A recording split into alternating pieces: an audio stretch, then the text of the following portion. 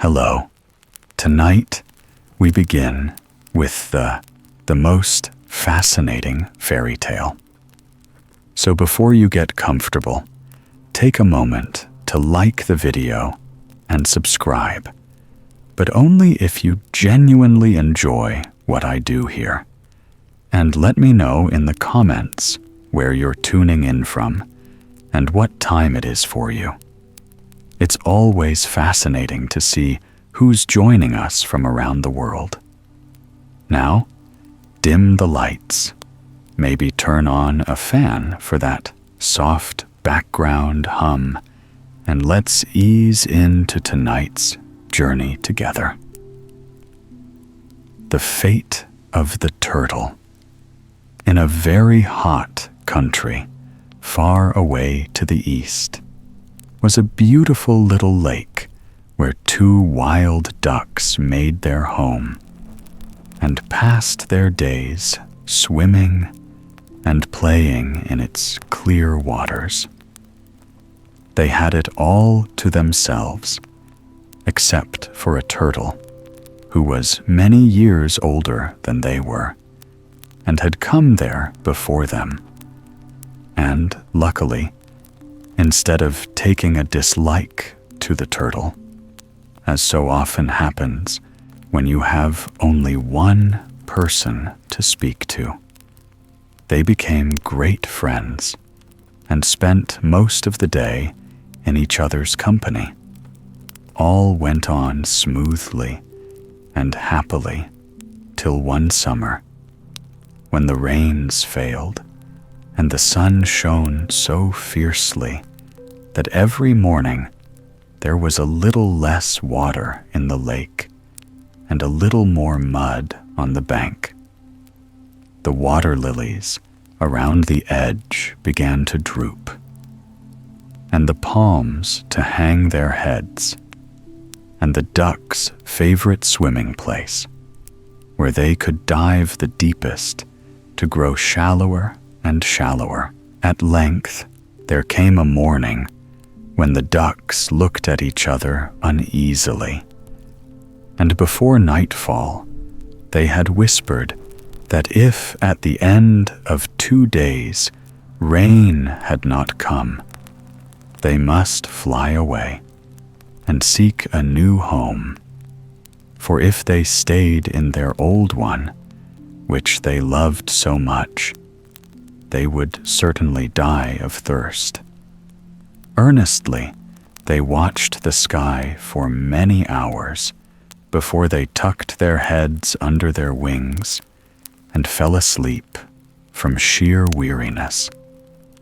But not the tiniest cloud was to be seen covering the stars that shone so big and brilliant and hung so low in the heavens that you felt as if you could touch them. So, when the morning broke, they made up their minds that they must go and tell the turtle of their plans and bid him farewell. They found him comfortably curled up on a pile of dead rushes, more than half asleep, for he was old and could not venture out in the heat as he once used. "Ah, here you are," he cried. "I began to wonder if I was ever going to see you again. For somehow, though the lake has grown smaller, I seem to have grown weaker, and it is lonely spending all day and night by oneself." "Oh, my friend," answered the elder of the two ducks, "if you have suffered, we have suffered also. Besides, I have something to tell you that I fear will cause you greater pain still. If we do not wish to die of thirst, we must leave this place at once and seek another where the sun's rays do not come. My heart bleeds to say this, for there is nothing nothing else in the world, which would have induced us to separate from you." The turtle was so astonished, as well as so distressed at the duck's speech, that for a moment he could find no words to reply.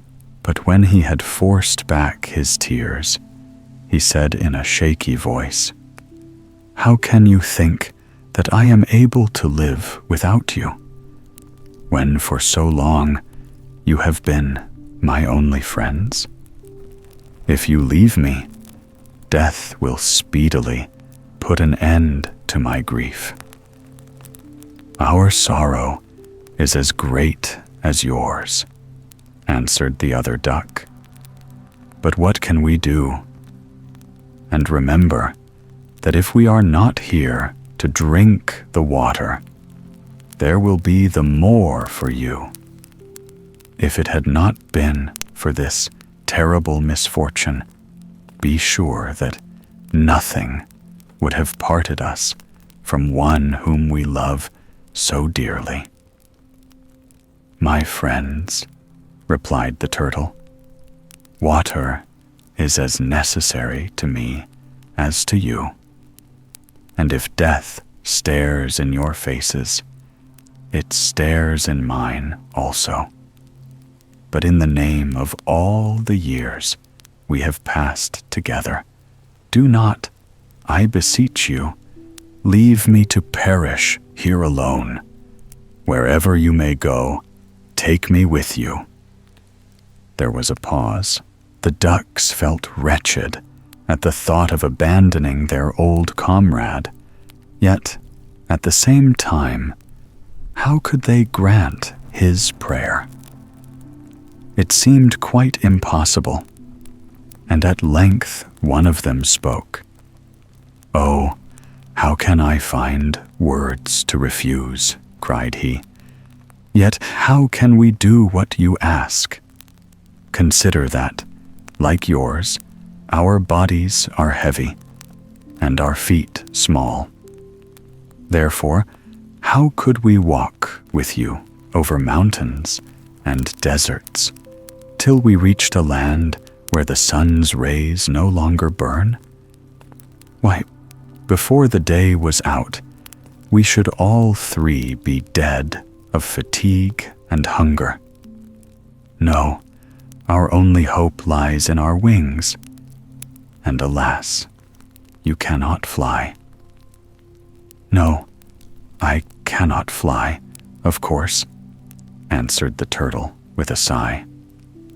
"But you are so clever, and have seen so much of the world.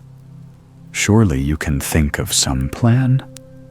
And he fixed his eyes eagerly on them. Now, when the ducks saw how ardently the turtle wished to accompany them, their hearts were touched, and making a sign to their friend that they wished to be alone, they swam out into the lake to consult together. Though he could not hear what they said, the turtle could watch, and the half hour that their talk lasted felt to him like 100 years. At length, he beheld them returning side by side, and so great was his anxiety to know his fate, he almost died from excitement before they reached him. "We hope we have found a plan that may do for you," said the big duck gravely. "But we must warn you that it is not without great danger, especially if you are not careful to follow our directions. How is it possible that I should not follow your directions when my life and happiness are at stake?" asked the turtle joyfully. "Tell me what they are, and I will promise to obey them gratefully." "Well, then," answered the duck, "whilst we are carrying you through the air, in the manner that we have fixed upon, you must remain as quiet as if you were dead. However high above the earth you may find yourself, you must not feel afraid, nor move your feet, nor open your mouth.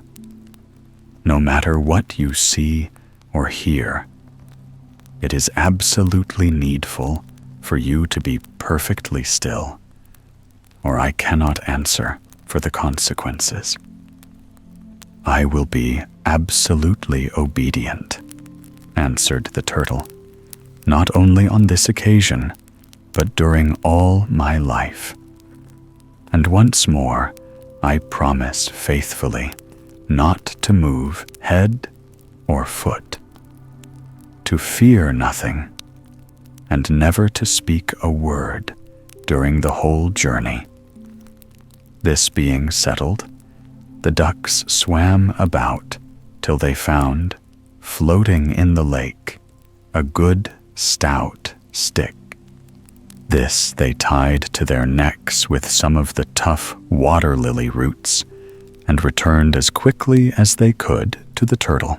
Now, said the elder duck, pushing the stick gently towards his friend, take this stick firmly in your mouth, and do not let it go till we have set you down on earth again.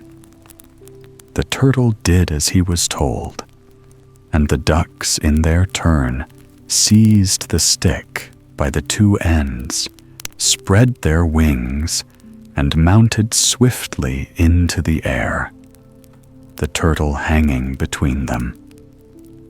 For a while, all went well. They swept across valleys, over great mountains, above ruined cities. But no lake was to be seen anywhere. Still, the turtle had faith in his friends, and bravely hung on to the stick. At length, they saw in the distance a small village, and very soon they were passing over the roofs of the houses. The people were so astonished at the strange sight that they all, men, women, and children, ran out to see it, and cried to each other, "Look, look, behold a miracle. 2 ducks supporting a turtle. Was ever such a thing known before?" Indeed, so great was the surprise that men left their plowing and women their weaving in order to add their voices to their friends. The ducks flew steadily on, heeding nothing of the commotion below. But not so the turtle. At first, he kept silence, as he had been bidden to do, but at length the clamor below proved too much for him, and he began to think that everyone was envying him the power of traveling through the air. In an evil moment, he forgot the promises he had made so solemnly, and opened his mouth to reply. But before he could utter a word, he was rushing so swiftly through the air that he quickly became unconscious, and in this state was dashed to pieces against the side of a house. Then the ducks let fall after him the stick that had held up their friend, and which was of no further use. Sadly, they looked at each other and shook their heads. "We feared it would end so," said they. Yet, perhaps, he was right after all. Certainly this death was better than the one which awaited him. The Snake Prince. Once upon a time, there lived by herself in a city an old woman who was desperately poor. One day, she found that she had only a handful of flour left in the house, and no money to buy more, nor hope of earning it. Carrying her little brass pot, very sadly, she made her way down to the river to bathe and to obtain some water, thinking afterwards to come home and to make herself an unleavened cake of what flour she had left. And after that, she did not know what was to become of her. Whilst she was bathing, she left her little brass pot on the riverbank, covered with a cloth, to keep the inside nice and clean. But when she came up out of the river and took the cloth off to fill the pot with water, she saw inside it the glittering folds of a deadly snake. At once, she popped the cloth again into the mouth of the pot and held it there. And then she said to herself, "Ah, kind death, I will take thee home to my house, and there I will shake thee out of my pot, and thou shalt bite me, and I will die, and then all my troubles will be ended." With these sad thoughts in her mind, the poor old woman hurried home, holding her cloth carefully in the mouth of the pot. And when she got home, she shut all the doors and windows, and took away the cloth, and turned the pot upside down upon her hearthstone. What was her surprise to find that instead of the deadly snake which she expected to see fall out of it, there fell out with a rattle and a clang a most magnificent necklace of flashing jewels. For a few minutes she could hardly think or speak, but stood staring. And then, with trembling hands, she picked the necklace up, and folding it in the corner of her veil, she hurried off to the king's hall of public audience. "A petition, O king," she said, "a petition for thy private ear alone." And when her prayer had been granted, and she found herself alone with the king, she shook out her veil at his feet, and there fell from it, in glittering coils, the splendid necklace. As soon as the king saw it, he was filled with amazement and delight. And the more he looked at it, the more he felt that he must possess it at once. So he gave the old woman 500 silver pieces for it, and put it straightway into his pocket. Away she went, full of happiness, for the money that the king had given her was enough to keep her for the rest of her life. As soon as he could leave his business, the king hurried off and showed his wife his prize, with which she was as pleased as he, if not more so.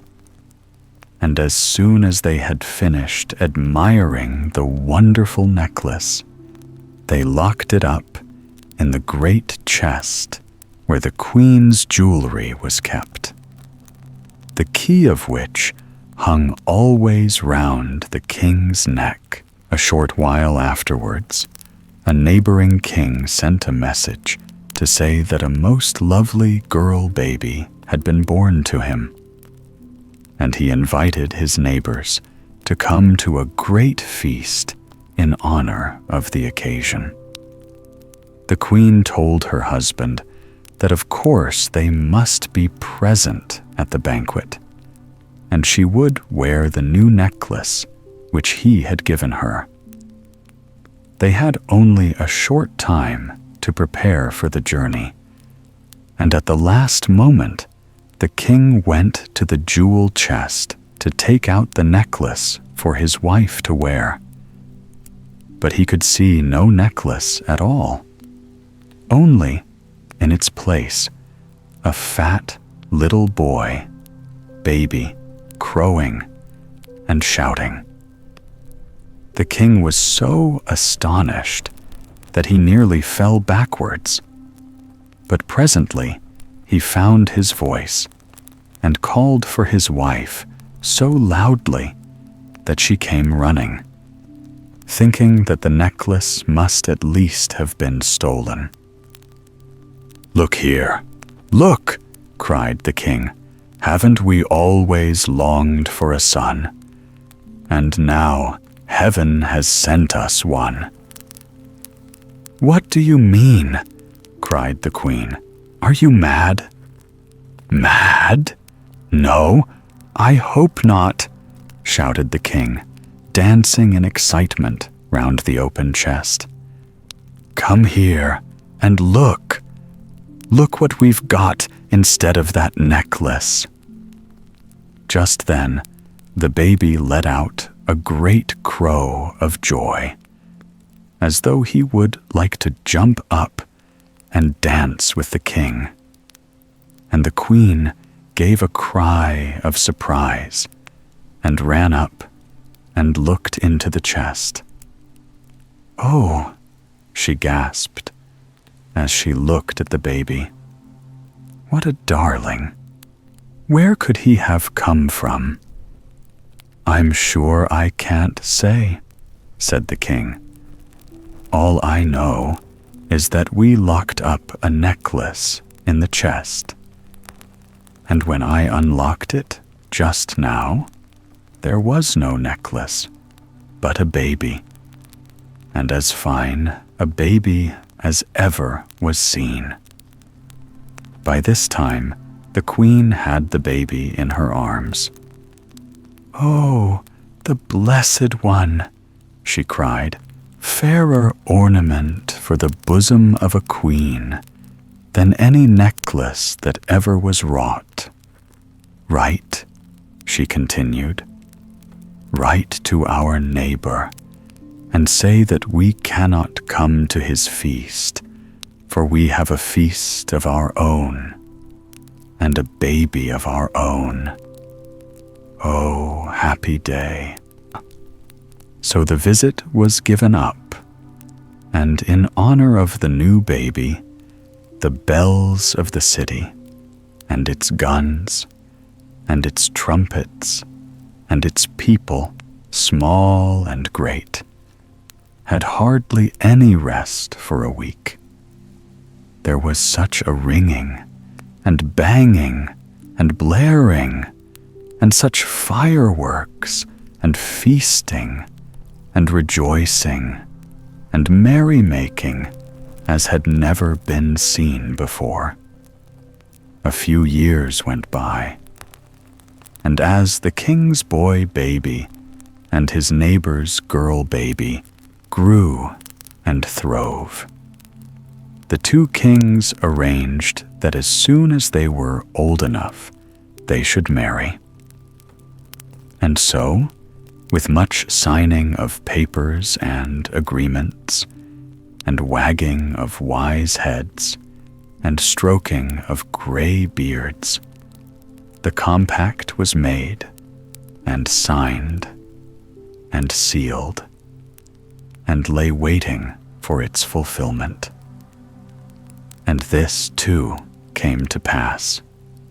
For as soon as the prince and princess were 18 years of age, the kings agreed that it was time for the wedding, and the young prince journeyed away to the neighboring kingdom for his bride, and was there married to her with great and renewed rejoicings. Now, I must tell you that the old woman who had sold the king the necklace had been called in by him to be the nurse of the young prince. And although she loved her charge dearly and was a most faithful servant, she could not help talking just a little. And so, by and by, it began to be rumored that there was some magic about the young prince's birth.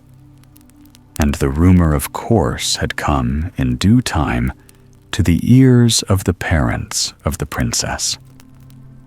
So now that she was going to be the wife of the prince, her mother, who was curious, as many other people are, said to her daughter on the eve of the ceremony, "Remember that the first thing you must do is to find out what this story is about the prince. And in order to do it, you must not speak a word to him, whatever he says, until he asks you why you are silent. Then you must ask him what the truth is about his magic birth. And until he tells you, you must not speak to him again."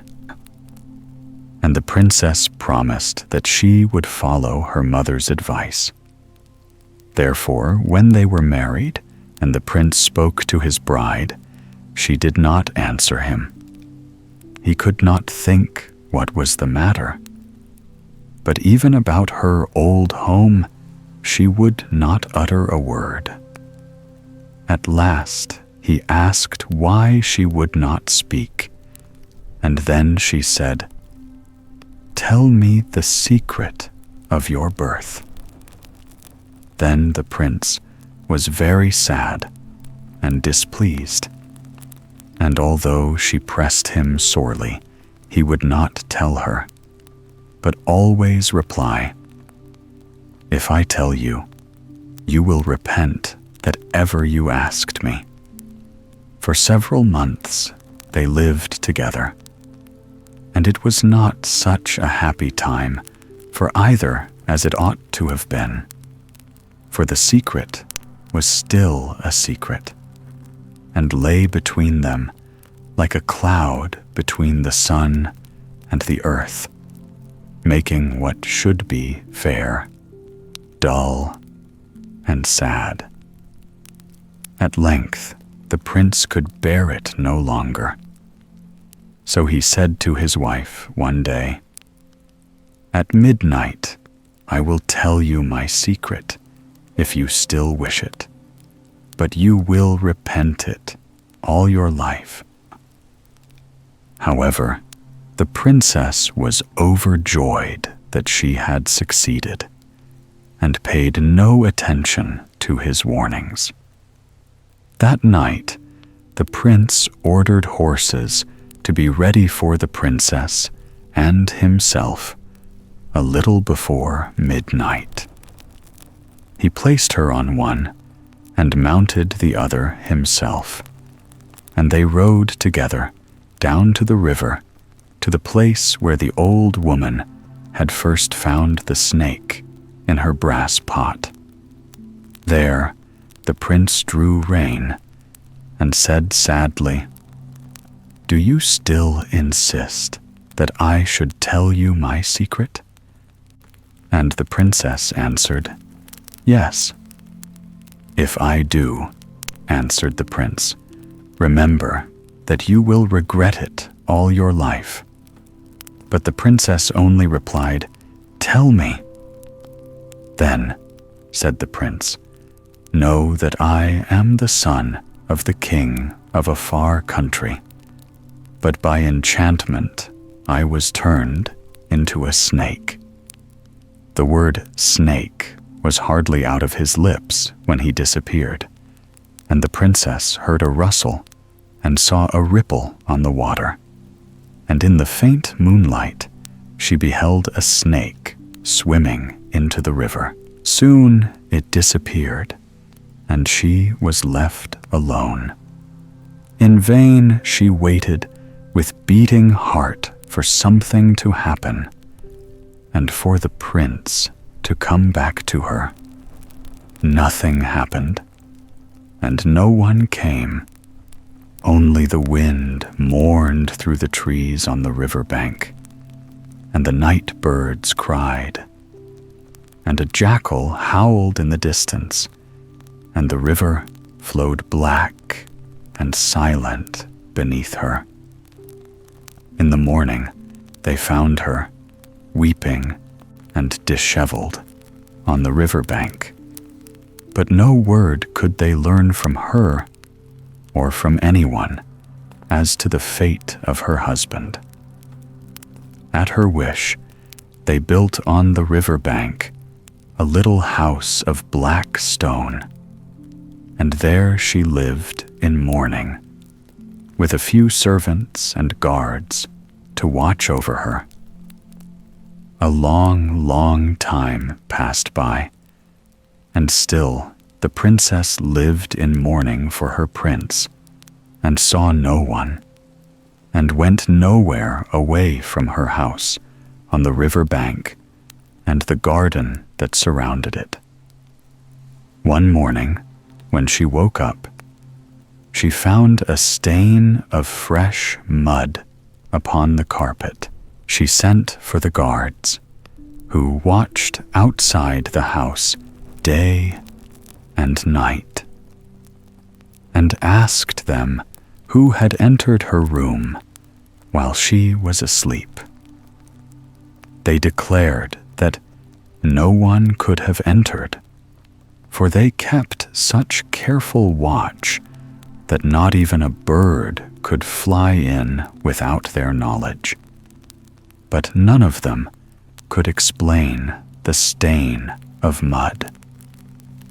The next morning, again, the princess found another stain of wet mud, and she questioned everyone most carefully. But none could say how the mud came there. The third night, the princess determined to lie awake herself and watch, and for fear that she might fall asleep, she cut her finger with a penknife and rubbed salt into the cut, that the pain of it might keep her from sleeping. So she lay awake, and at midnight she saw a snake come wriggling along the ground with some mud from the river in its mouth. And when it came near the bed, it reared up its head and dropped its muddy head on the bedclothes. She was very frightened, but tried to control her fear and called out, "Who are you? And what do you here?" And the snake answered, "I am the prince, your husband, and I am come to visit you."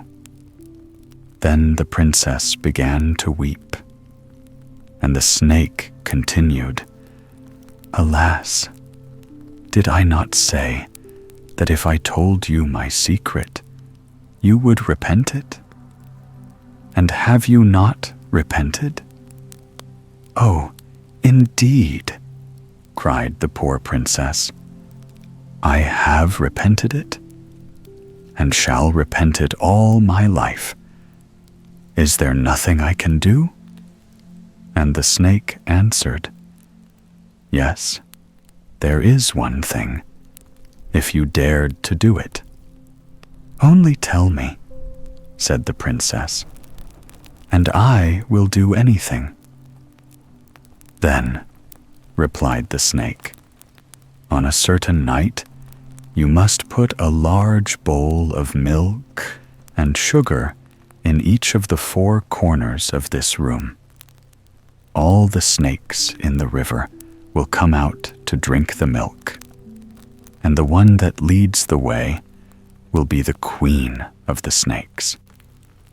You must stand in her way at the door and say, "Oh, Queen of Snakes, Queen of Snakes, give me back my husband." And perhaps she will do it. But if you are frightened and do not stop her, you will never see me again. And he glided away. On the night of which the snake had told her, the princess got 4 large bowls of milk and sugar and put one in each corner of the room and stood in the doorway waiting.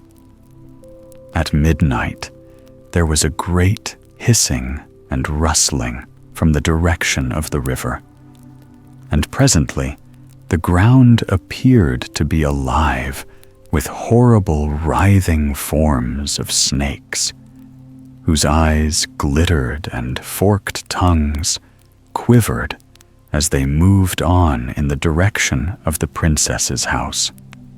Foremost among them was a huge, repulsive, scaly creature that led the dreadful procession. The guards were so terrified that they all ran away.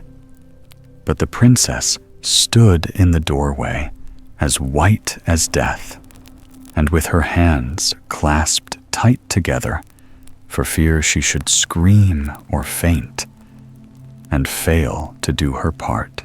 As they came closer and saw her in the way, all the snakes raised their horrid heads and swayed them to and fro, and looked at her with wicked, beady eyes, while their breath seemed to poison the very air. Still, the princess stood firm, and when the leading snake was within a few feet of her, she cried, "Oh, Queen of Snakes, Queen of Snakes, give me back my husband." Then all the rustling, writhing crowd of snakes seemed to whisper to one another, "Her husband? Her husband?" But the Queen of Snakes moved on until her head was almost in the princess's face, and her little eyes seemed to flash fire. And still, the princess stood in the doorway and never moved, but cried again, "Oh, Queen of Snakes, Queen of Snakes, give me back my husband." Then the Queen of Snakes replied, "Tomorrow you shall have him. Tomorrow." When she heard these words and knew that she had conquered, the princess staggered from the door and sank upon her bed and fainted. As in a dream, she saw that her room was full of snakes, all jostling and squabbling over the bowls of milk until it was finished. And then they went away. In the morning, the princess was up early and took off the mourning dress which she had worn for 5 whole years, and put on gay and beautiful clothes. And she swept the house and cleaned it, and adorned it with garlands and nosegays of sweet flowers and ferns, and prepared it as though she were making ready for her wedding.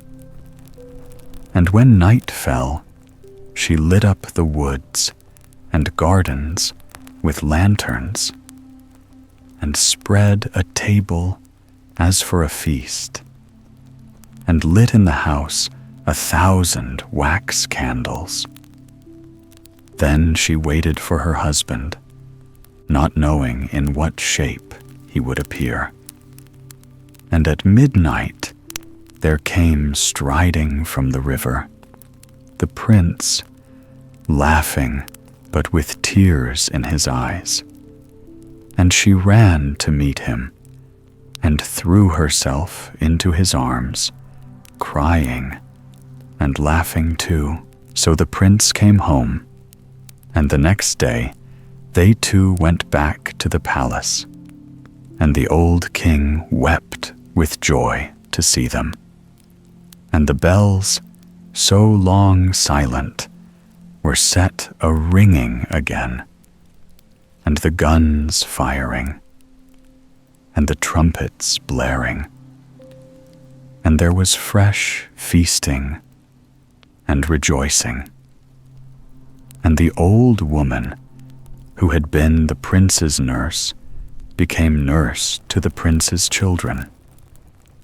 At least she was called so, though she was far too old to do anything for them, but love them. Yet she still thought that she was useful, and knew that she was happy. And happy, indeed, were the prince and princess, who in due time became king and queen, and lived and ruled long and prosperously. The clever weaver. Once upon a time, the king of a far country was sitting on his throne, listening to the complaints of his people and judging between them. That morning, there had been fewer cases than usual to deal with, and the king was about to rise and go into his gardens when a sudden stir was heard outside, and the Lord High Chamberlain entered and inquired if His Majesty would be graciously pleased to receive the ambassador of a powerful emperor who lived in the east and was greatly feared by the neighboring sovereigns. The king, who stood as much in dread of him as the rest, gave orders that the envoy should be admitted at once, and that a banquet should be prepared in his honor. Then he settled himself again on his throne, wondering what the envoy had to say. The envoy said nothing. He advanced to the throne where the king was awaiting him, and stooping down, traced on the floor with a rod which he held in his hand a black circle all round it. Then he sat down on a seat that was near, and took no further notice of anyone. The king and his courtiers were equally mystified and enraged at this strange behavior, but the envoy sat as calm and still as an image, and it soon became plain that they would get no explanation from him. The ministers were hastily summoned to a council, but not one of them could throw any light upon the subject. This made the king more angry than ever, and he told them that unless before sunset they could find someone capable of solving the mystery, he would hang them all. The king was, as the ministers knew, a man of his word, and they quickly mapped out the city into districts so that they might visit house by house and question the occupants as to whether they could fathom the action of the ambassador. Most of them received no reply except a puzzled stare. But luckily, one of them was more observant than the rest, and on entering an empty cottage where a swing was swinging of itself, he began to think it might be worthwhile for him to see the owner. Opening a door leading into another room, he found a second swing, swinging gently like the first. And from the window, he beheld a patch of corn and a willow, which moved perpetually without any wind, in order to frighten away the sparrows. Feeling more and more curious, he descended the stairs and found himself in a large, light workshop, in which was seated a weaver at his loom. But all the weaver did was to guide his threads, for the machine that he had invented to set in motion the swings and the willow pole made the loom work. When he saw the great wheel standing in the corner and had guessed the use of it, the merchant heaved a sigh of relief. At any rate, if the weaver could not guess the riddle, he at least might put the minister on the right track. So, without more ado, he told the story of the circle, and ended by declaring that the person who could explain its meaning should be handsomely rewarded. "Come with me at once," he said. "The sun is low in the heavens, and there is no time to lose." The weaver stood thinking for a moment, and then walked across to a window, outside of which was a hen coop with 2 knuckle bones lying beside it. These he picked up, and taking the hen from the coop, he tucked it under his arm. "I am ready," he answered, turning to the minister. In the hall, the king still sat on his throne, and the envoy on his seat, signing to the minister to remain where he was. The weaver advanced to the envoy and placed the knuckle bones on the floor beside him. For answer, the envoy took a handful of millet seed out of his pocket and scattered it round, upon which the weaver set down the hen, who ate it up in a moment. At that, the envoy rose without a word and took his departure. As soon as he had left the hall, the king beckoned to the weaver. "You alone seem to have guessed the riddle," said he, "and great shall be your reward. But tell me, I pray you, what it all means." "The meaning, O king," replied the weaver, "is this. The circle drawn by the envoy round your throne is the message of the emperor, and signifies, if I send an army and surround your capital, will you lay down your arms?" The knuckle bones, which I placed before him, told him, "You are but children in comparison with us. Toys like these are the only playthings you are fit for." The millet that he scattered was an emblem of the number of soldiers that his master can bring into the field. But by the hen which ate up the seed, he understood that one of our men could destroy a host of theirs. "I do not think," he added, "that the emperor will declare war." "You have saved me and my honor," cried the king, "and wealth and glory shall be heaped upon you. Name your reward, and you shall have it even to the half of my kingdom. The small farm outside the city gates, as a marriage portion for my daughter, is all I ask," answered the weaver, and it was all he would accept.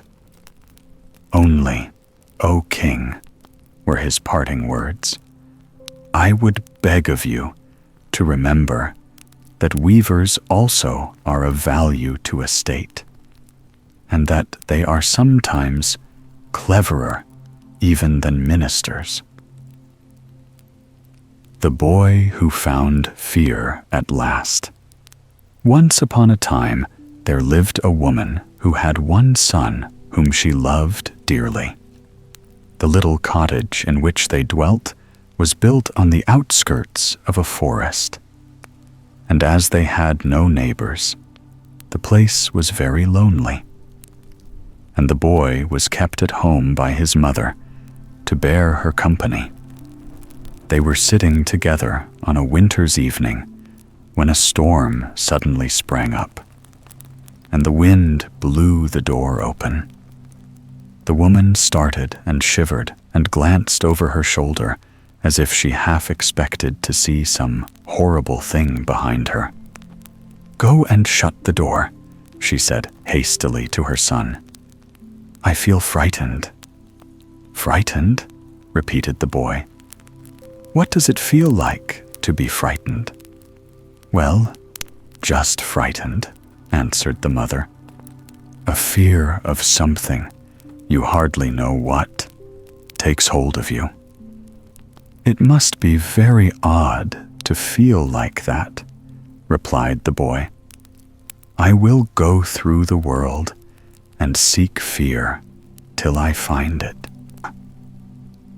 And the next morning, before his mother was out of bed, he had left the forest behind him. After walking for some hours, he reached a mountain, which he began to climb. Near the top, in a wild and rocky spot, he came upon a band of fierce robbers sitting round a fire. The boy, who was cold and tired, was delighted to see the bright flames, so he went up to them and said, "Good greeting to you, sirs," and wriggled himself in between the men till his feet almost touched the burning logs. The robbers stopped drinking and eyed him curiously, and at last the captain spoke. "No caravan of armed men would dare to come here. Even the very birds shun our camp. And who are you to venture in so boldly?" "Oh, I have left my mother's house in search of fear. Perhaps you can show it to me?" "Fear is wherever we are," answered the captain. "But where?"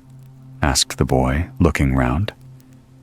"I see nothing, so take this pot and some flour and butter and sugar over to the churchyard, which lies down there, and bake us a cake for supper," replied the robber. And the boy, who was by this time quite warm, jumped up cheerfully, and slinging the pot over his arm, ran down the hill. When he got to the churchyard, he collected some sticks and made a fire. Then he filled the pot with water from a little stream close by, and mixing the flour and butter and sugar together, he set the cake on to cook. It was not long before it grew crisp and brown, and then the boy lifted it from the pot and placed it on a stone while he put out the fire. At that moment, a hand was stretched from a grave, and a voice said, "Is that cake for me?" "Do you think I am going to give to the dead the food of the living?" replied the boy with a laugh, and giving the hand a tap with his spoon, and picking up the cake, he went up the mountainside, whistling merrily. "Well, have you found fear?" asked the robbers when he held out the cake to the captain. "No. Was it there?" answered the boy. "I saw nothing but a hand which came from a grave and belonged to someone who wanted my cake. But I just rapped the fingers with my spoon and said it was not for him. And then the hand vanished. Oh, how nice the fire is!" And he flung himself on his knees before it, and so did not notice the glances of surprise cast by the robbers at each other. "There is another chance for you," said one at length. "On the other side of the mountain lies a deep pool. Go to that, and perhaps you may meet fear on the way." "I hope so, indeed," answered the boy, and he set out at once. He soon beheld the waters of the pool gleaming in the moonlight, and as he drew near, he saw a tall swing standing just over it, and in the swing a child was seated, weeping bitterly. "That is a strange place for a swing," thought the boy, "but I wonder what he is crying about." And he was hurrying on towards the child when a maiden ran up and spoke to him. "I want to lift my little brother from the swing," cried she, "but it is so high above me that I cannot reach. If you will get closer to the edge of the pool and let me mount on your shoulder, I think I can reach him." "Willingly," replied the boy, and in an instant the girl had climbed to his shoulders, but instead of lifting the child from the swing, as she could easily have done, she pressed her feet so firmly on either side of the youth's neck that he felt that in another minute he would be choked, or else fall into the water beneath him. So gathering up all his strength, he gave a mighty heave and threw the girl backwards. As she touched the ground, a bracelet fell from her arm, and this the youth picked up. "I may as well keep it as a remembrance of all the queer things that have happened to me since I left home," he said to himself, and turning to look for the child, he saw that both it and the swing had vanished, and that the first streaks of dawn were in the sky.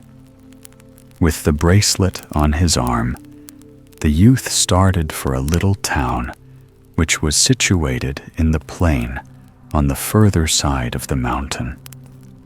And as, hungry and thirsty, he entered its principal street, a Jew stopped him.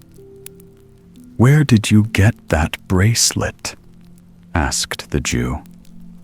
"It belongs to me." "No, it is mine," replied the boy. "It is not. Give it to me at once, or it will be the worse for you," cried the Jew. "Let us go before a judge and tell him our stories," said the boy. "If he decides in your favor, you shall have it. If in mine, I will keep it." To this the Jew agreed, and the two went together to the great hall, in which the Qadi was administering justice. He listened very carefully to what each had to say, and then, pronounced his verdict. Neither of the two claimants had proved his right to the bracelet. Therefore, it must remain in the possession of the judge till its fellow was brought before him. When they heard this, the Jew and the boy looked at each other, and their eyes said, "Where are we to go to find the other one?" But as they knew there was no use in disputing the decision, they bowed low and left the hall of audience. Wandering, he knew not whither, the youth found himself on the seashore. At a little distance was a ship which had struck on a hidden rock and was rapidly sinking, while on deck the crew were gathered, with faces white as death, shrieking and wringing their hands. "Have you met with fear?" shouted the boy, and the answer came above the noise of the waves. "Oh, help! Help! We are drowning!" Then the boy flung off his clothes and swam to the ship, where many hands were held out to draw him on board. "The ship is tossed hither and thither, and will soon be sucked down," cried the crew again. "Death is very near, and we are frightened." "Give me a rope," said the boy in reply, and he took it and made it safe round his body at one end, and to the mast at the other, and sprang into the sea. Down he went, down, down, down, till at last his feet touched the bottom, and he stood up and looked about him. There, sure enough, a sea maiden with a wicked face was tugging hard at a chain which she had fastened to the ship with a grappling iron, and was dragging it bit by bit beneath the waves. Seizing her arms in both his hands, he forced her to drop the chain, and the ship above remaining steady, the sailors were able gently to float her off the rock. Then, taking a rusty knife from a heap of seaweed at his feet, he cut the rope round his waist and fastened the sea maiden firmly to a stone, so that she could do no more mischief. And bidding her farewell, he swam back to the beach, where his clothes were still lying. The youth dressed himself quickly and walked on till he came to a beautiful, shady garden filled with flowers, and with a clear little stream running through. The day was hot, and he was tired, so he entered the gate and seated himself under a clump of bushes covered with sweet-smelling red blossoms, and it was not long before he fell asleep. Suddenly, a rush of wings and a cool breeze awakened him, and raising his head cautiously, he saw 3 doves plunging into the stream. They splashed joyfully about and shook themselves, and then dived to the bottom of a deep pool. When they appeared again, they were no longer 3 doves, but 3 beautiful damsels, bearing between them a table made of mother of pearl. On this they placed drinking cups fashioned from pink and green shells, and one of the maidens filled a cup from a crystal goblet and was raising it to her mouth when her sister stopped her. "To whose health do you drink?" asked she. "To the youth who prepared the cake and wrapped my hand with the spoon when I stretched it out of the earth," answered the maiden, "and was never afraid as other men were. But to whose health do you drink?"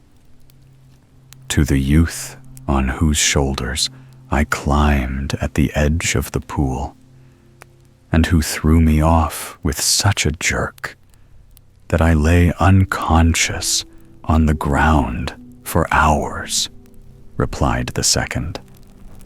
"But you, my sister," added she, turning to the third girl, "to whom do you drink?" "Down in the sea I took hold of a ship and shook it and pulled it till it would soon have been lost," said she. And as she spoke, she looked quite different from what she had done with the chain in her hands, seeking to work mischief. But a youth came and freed the ship and bound me to a rock. To his health I drink. And they all three lifted their cups and drank silently. As they put their cups down, the youth appeared before them. "Here am I, the youth whose health you have drunk.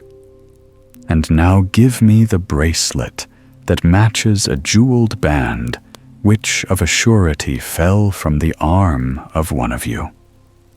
A Jew tried to take it from me, but I would not let him have it. And he dragged me before the Qadi, who kept my bracelet till I could show him its fellow. And I have been wandering hither and thither in search of it. And that is how I have found myself in such strange places. Come with us, then," said the maidens, and they led him down a passage into a hall, out of which opened many chambers, each one of greater splendor than the last, from a shelf heaped up with gold and jewels. The eldest sister took a bracelet, which in every way was exactly like the one which was in the judge's keeping, and fastened it to the youth's arm.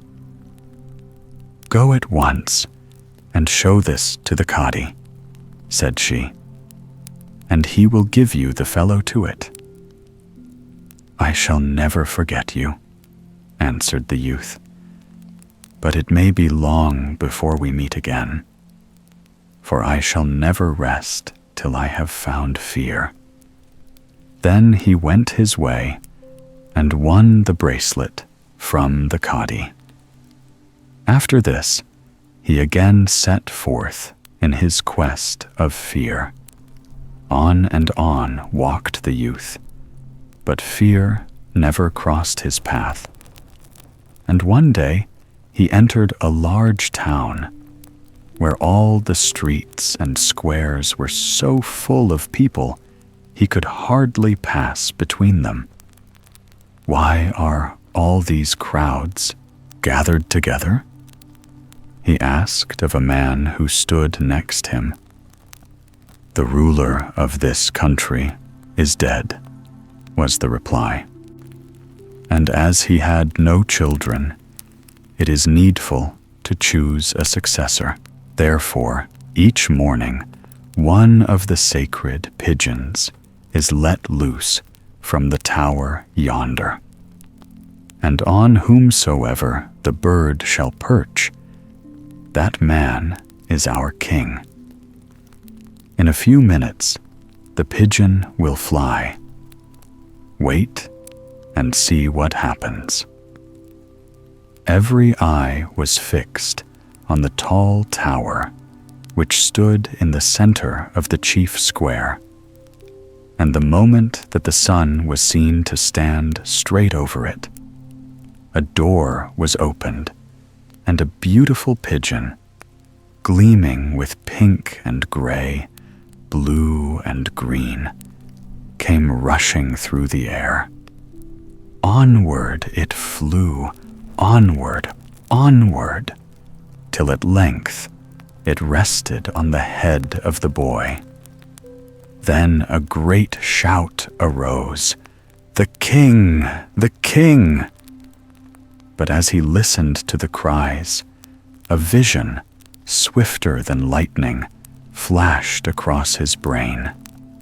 He saw himself seated on a throne, spending his life trying, and never succeeding, to make poor people rich, miserable people happy, bad people good, never doing anything he wished to do, not able even to marry the girl that he loved. "No, no," he shrieked, hiding his face in his hands.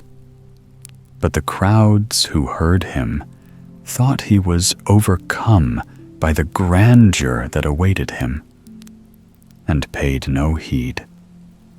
"Well, to make quite sure, let fly more pigeons," said they. But each pigeon followed where the first had led, and the cries arose louder than ever. "The king!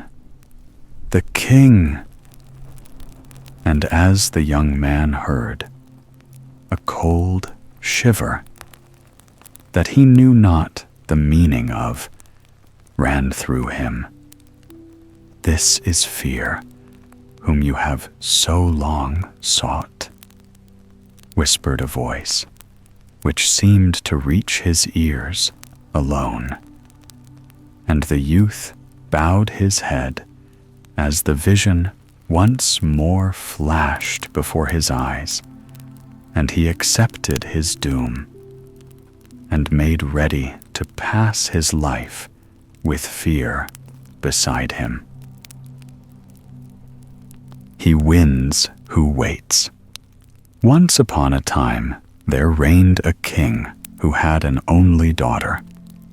The girl had been spoiled by everybody from her birth, and besides being beautiful, was clever and willful. And when she grew old enough to be married, she refused to have anything to say to the prince whom her father favored, but declared she would choose a husband for herself. By long experience, the king knew that when once she had made up her mind, there was no use expecting her to change it. So he inquired meekly what she wished him to do. "Summon all the young men in the kingdom to appear before me a month from today," answered the princess, "and the one to whom I shall give this golden apple shall be my husband." "But, my dear," began the king, in tones of dismay. "The one to whom I shall give this golden apple shall be my husband," repeated the princess in a louder voice than before. And the king understood the signal, and with a sigh proceeded to do her bidding. The young men arrived, tall and short, dark and fair, rich and poor. They stood in rows in the great courtyard in front of the palace, and the princess, clad in robes of green, with a golden veil flowing behind her, passed before them all, holding the apple. Once or twice she stopped and hesitated, but in the end she always passed on, until she came to a youth near the end of the last row. There was nothing specially remarkable about him, the bystanders thought, nothing that was likely to take a girl's fancy. 100 others were handsomer, and all wore finer clothes. But he met the princess's eyes frankly and with a smile, and she smiled too, and held out the apple. "There is some mistake," cried the king, who had anxiously watched her progress and hoped that none of the candidates would please her. "It is impossible that she can wish to marry the son of a poor widow who has not a farthing in the world. Tell her that I will not hear of it, and that she must go through the rows again and fix upon someone else." And the princess went through the rows a second and a third time, and on each occasion she gave the apple to the widow's son.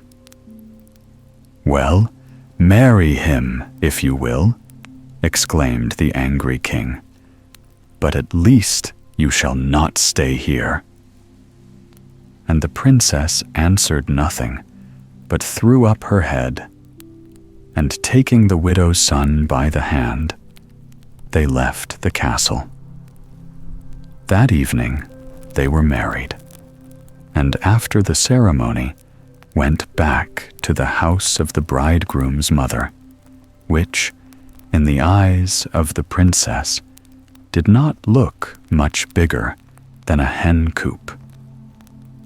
The old woman was not at all pleased when her son entered, bringing his bride with him. "As if we were not poor enough before," grumbled she. "I dare say this is some fine lady who can do nothing to earn her living." But the princess stroked her arm and said softly, "Do not be vexed, dear mother. I am a famous spinner, and can sit at my wheel all day without breaking a thread." And she kept her word, but in spite of the efforts of all three, they became poorer and poorer, and at the end of 6 months it was agreed that the husband should go to the neighboring town to get work. Here he met a merchant who was about to start on a long journey with a train of camels laden with goods of all sorts, and needed a man to help him. The widow's son begged that he would take him as a servant, and to this the merchant assented, giving him his whole year's salary beforehand. The young man returned home with the news, and next day bade farewell to his mother and his wife, who were very sad at parting from him. "Do not forget me while you are absent," whispered the princess as she flung her arms round his neck. "And as you pass by the well, which lies near the city gate, stop and greet the old man you will find sitting there.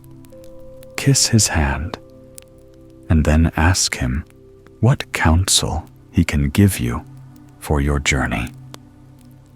Then the youth set out, and when he reached the well where the old man was sitting, he asked the questions as his wife had bidden him. "My son," replied the old man, "you have done well to come to me, and in return remember 3 things. She whom the heart loves is ever the most beautiful.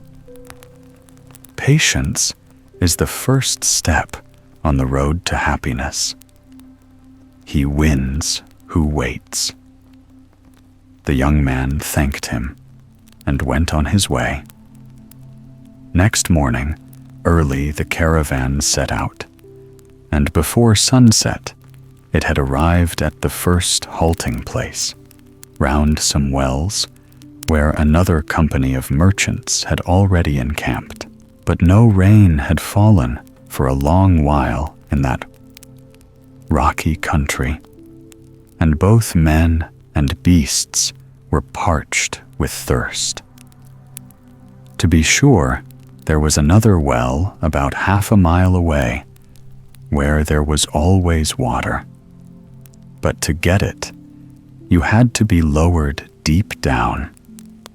And, besides, no one who had ever descended that well had been known to come back. However, till they could store some water in their bags of goatskin, the caravans dared not go further into the desert. And on the night of the arrival of the widow's son and his master, the merchants had decided to offer a large reward to anyone who was brave enough to go down into the enchanted well and bring some up. Thus it happened that at sunrise, the young man was aroused from his sleep by a herald making his round of the camp, proclaiming that every merchant present would give 1,000 piastres to the man who would risk his life to bring water for themselves and their camels. The youth hesitated for a little while when he heard the proclamation. The story of the well had spread far and wide, and long ago had reached his ears. The danger was great, he knew.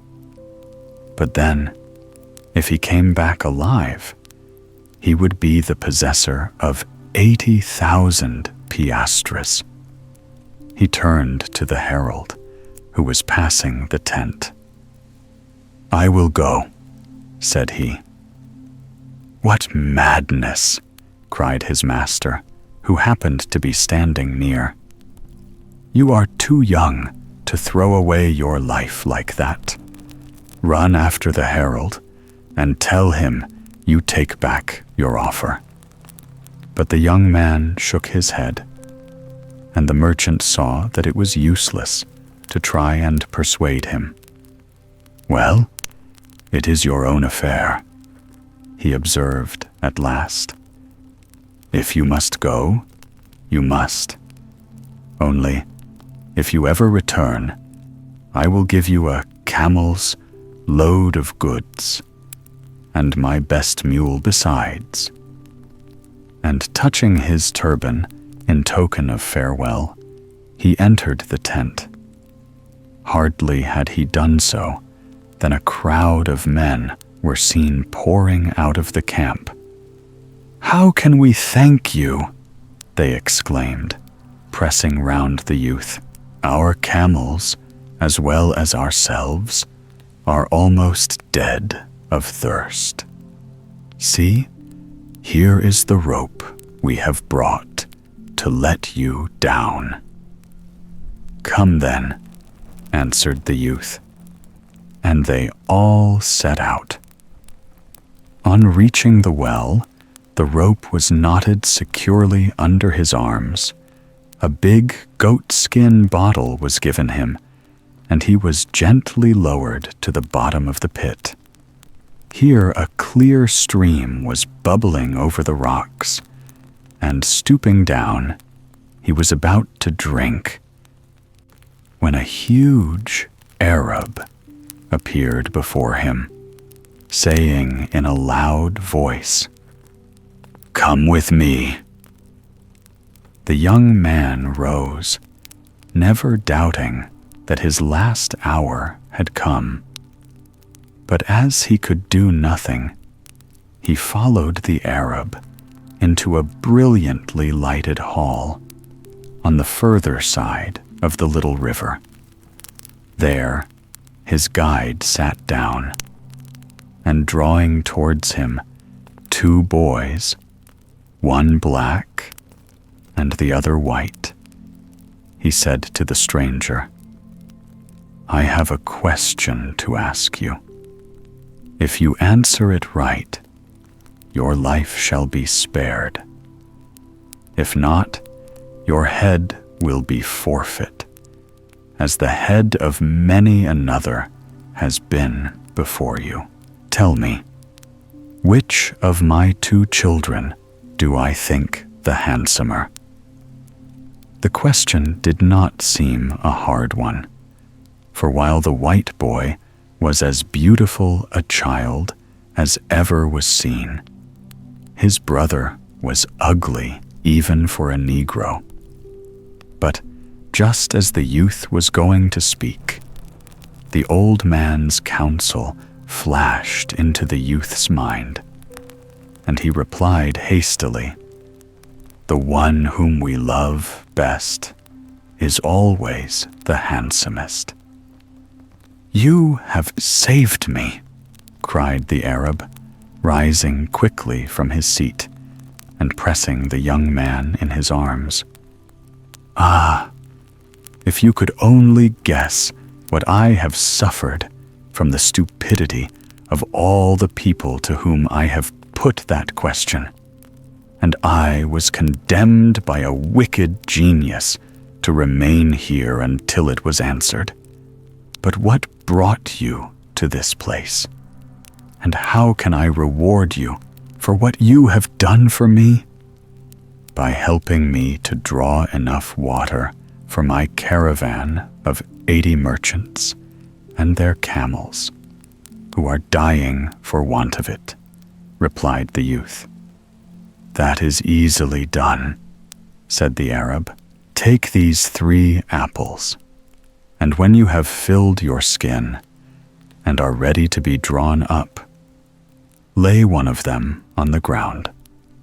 Halfway to the earth, let fall another, and at the top, drop the 3rd. If you follow my directions, no harm will happen to you. And take, besides, these 3 pomegranates, green, red, and white. One day you will find a use for them."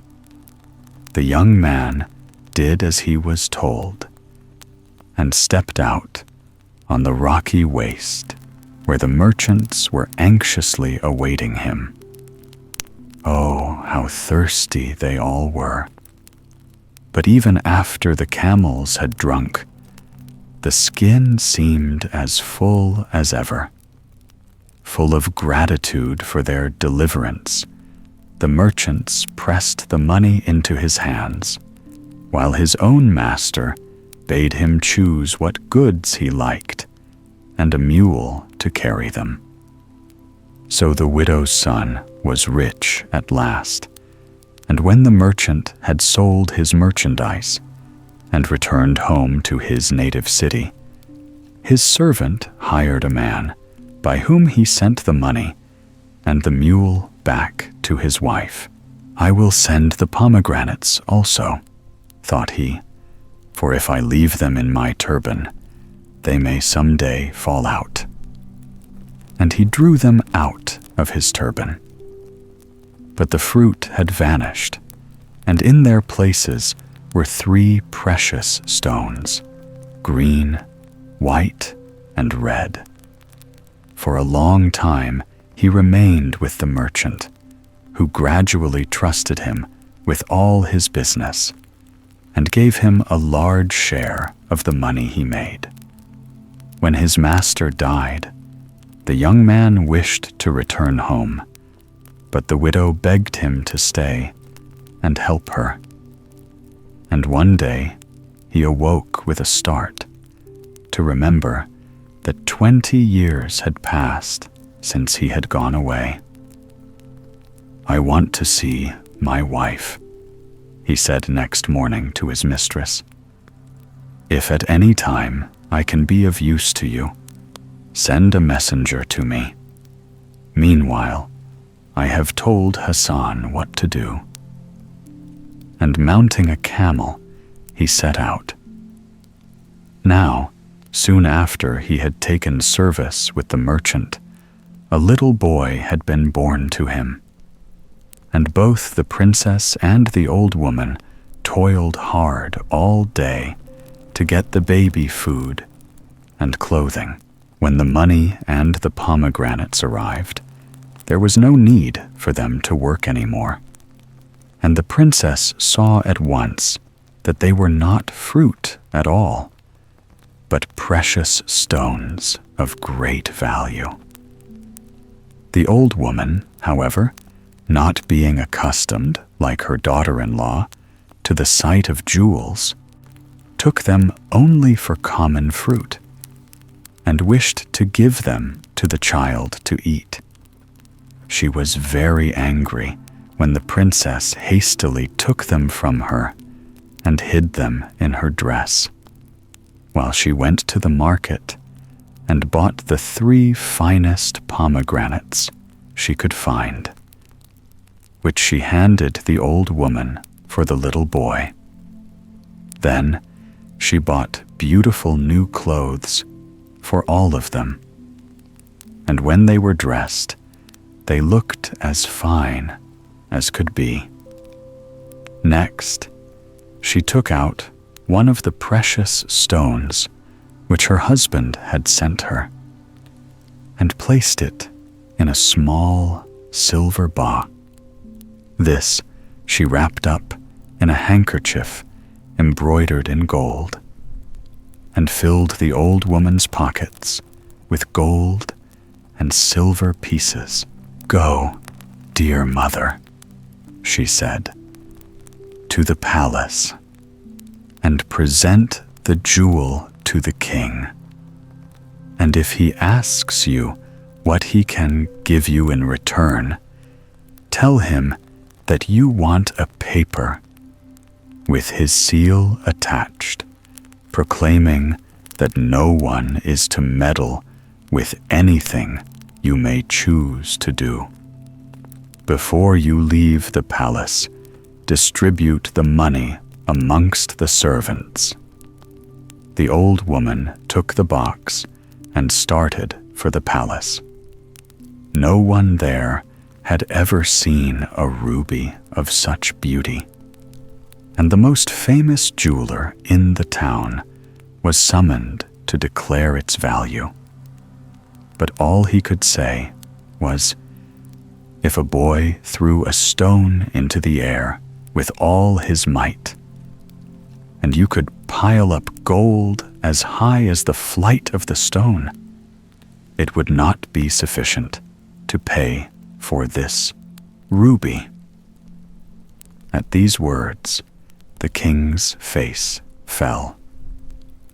Having once seen the ruby, he could not bear to part with it. Yet all the money in his treasury would not be enough to buy it. So for a little while he remained silent, wondering what offer he could make the old woman. And at last he said, "If I cannot give you its worth in money, is there anything you will take in exchange? A paper signed by your hand and sealed with your seal, proclaiming that I may do what I will, without let or hindrance," answered she promptly. And the king, delighted to have obtained what he coveted at so small a cost, gave her the paper without delay. Then the old woman took her leave and returned home. The fame of this wonderful ruby soon spread far and wide, and envoys arrived at the little house to know if there were more stones to sell. Each king was so anxious to gain possession of the treasure that he bade his messenger outbid all the rest. And so the princess sold the 2 remaining stones for a sum of money so large that if the gold pieces had been spread out, they would have reached from here to the moon. The first thing she did was to build a palace by the side of the cottage, and it was raised on pillars of gold, in which were set great diamonds, which blazed night and day. Of course, the news of this palace was the first thing that reached the king her father on his return from the wars, and he hurried to see it. In the doorway stood a young man of 20, who was his grandson, though neither of them knew it, and so pleased was the king with the appearance of the youth that he carried him back to his own palace and made him commander of the whole army. Not long after this, the widow's son returned to his native land. There, sure enough, was the tiny cottage where he had lived with his mother. But the gorgeous building beside it was quite new to him. What had become of his wife and his mother? And who could be dwelling in that other wonderful place? These were the first thoughts that flashed through his mind. But not wishing to betray himself by asking questions of passing strangers, he climbed up into a tree that stood opposite the palace and watched. By and by, a lady came out and began to gather some of the roses and jessamine that hung about the porch. The 20 years that had passed since he had last beheld her vanished in an instant, and he knew her to be his own wife, looking almost as young and beautiful as on the day of their parting.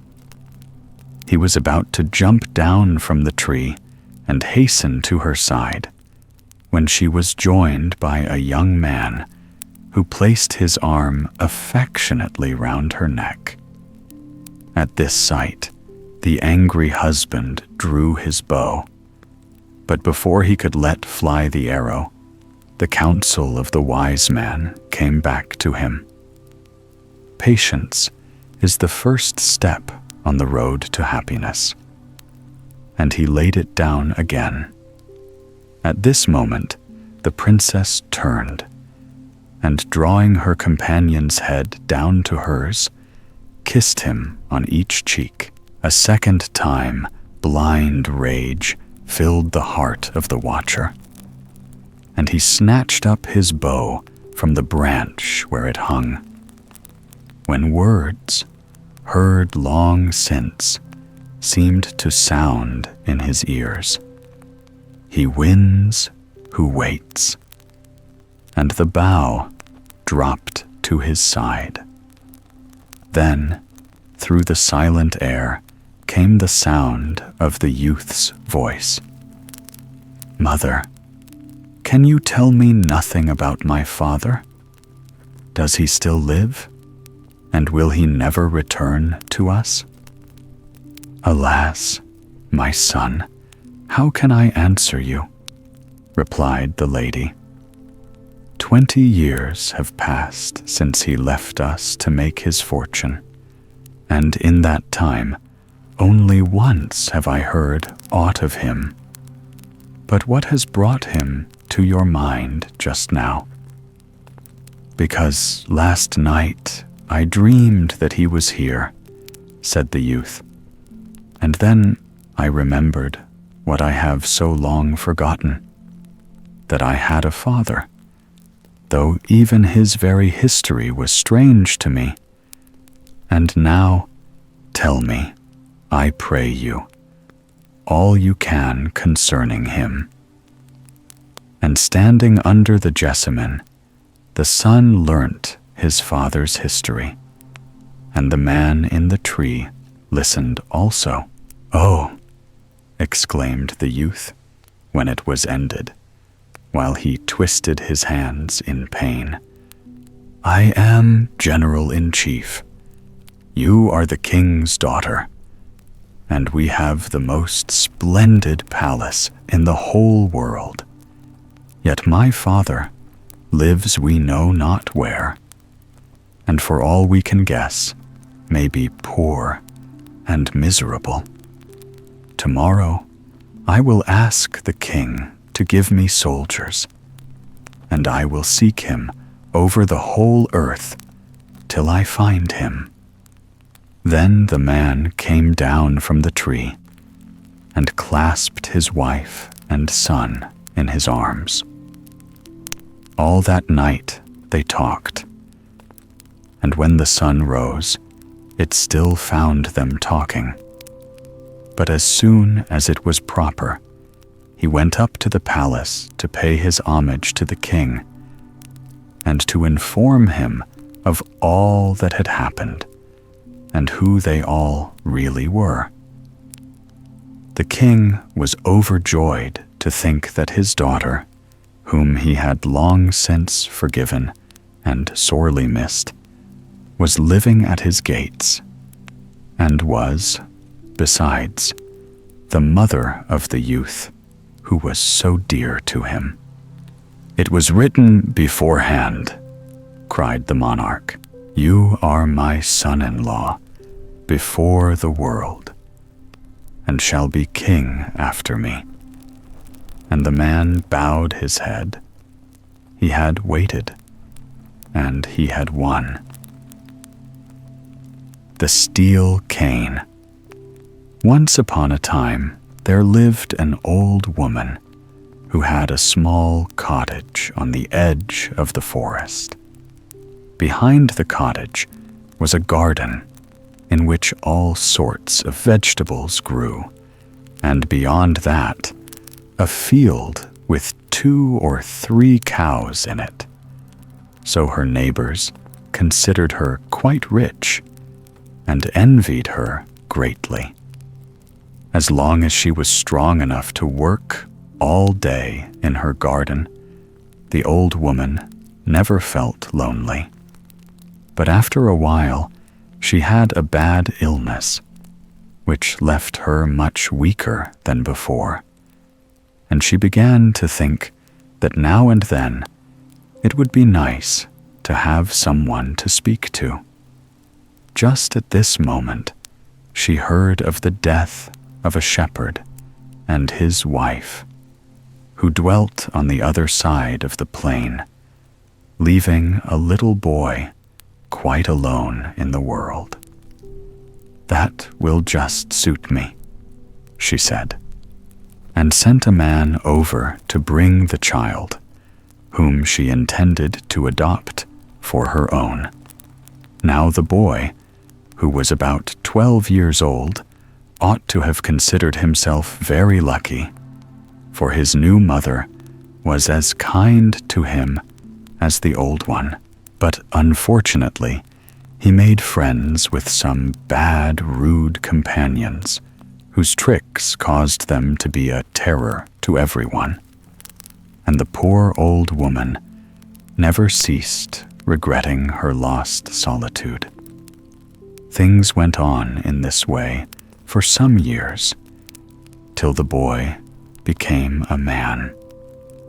Perhaps, if he were to be married, he might sober down, she thought to herself, and she inquired among the neighbors what girls there were of an age to choose from. At length one was found, good and industrious, as well as pretty.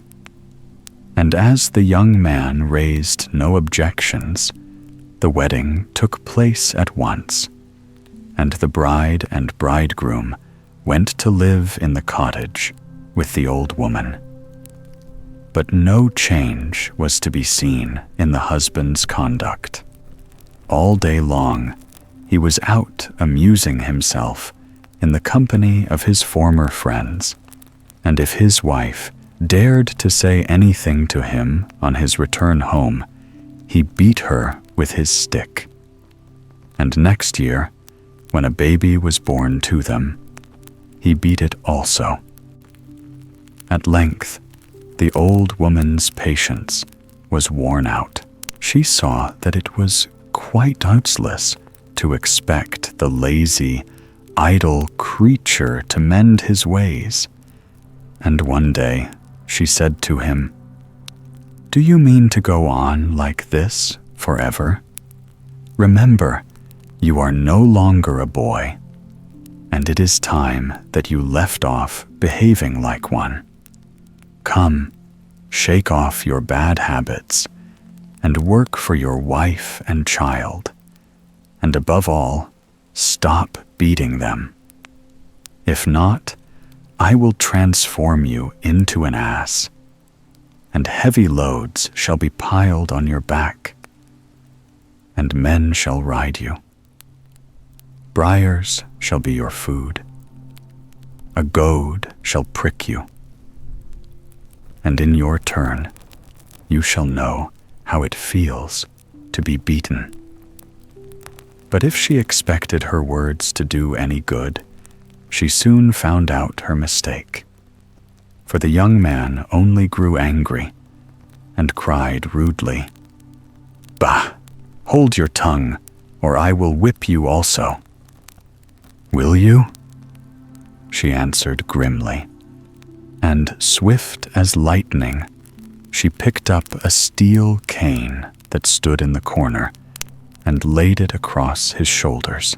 In an instant, his ears had grown long and his face longer. His arms had become legs, and his body was covered with close gray hair. Truly, he was an ass, and a very ugly one, too. "Leave the house," commanded the old woman, and, shambling awkwardly, he went. As he was standing in the path outside, not knowing what to do, a man passed by. "Ho, my fine fellow, you are exactly what I was looking for. You don't seem to have a master, so come with me. I will find something for you to do." And taking him by the ear, he led him from the cottage. For 7 years, the ass led a hard life, just as the old woman had foretold. But instead of remembering that he had brought all his suffering on himself and being gory for his evil ways, he grew harder and more bitter. At the end of the 7 years, his ass skin wore out, and he became a man again, and one day returned to the cottage. His wife opened the door in answer to his knock. Then, letting fall the latch, she ran inside, crying, "Grandmother, grandmother, your son has come back." "I thought he would," replied the old woman, going on with her spinning. "Well, we could have done very well without him, but as he is here, I suppose he must come in." And come in he did, but as the old woman expected, he behaved still worse than before. For some weeks, she allowed him to do what he liked.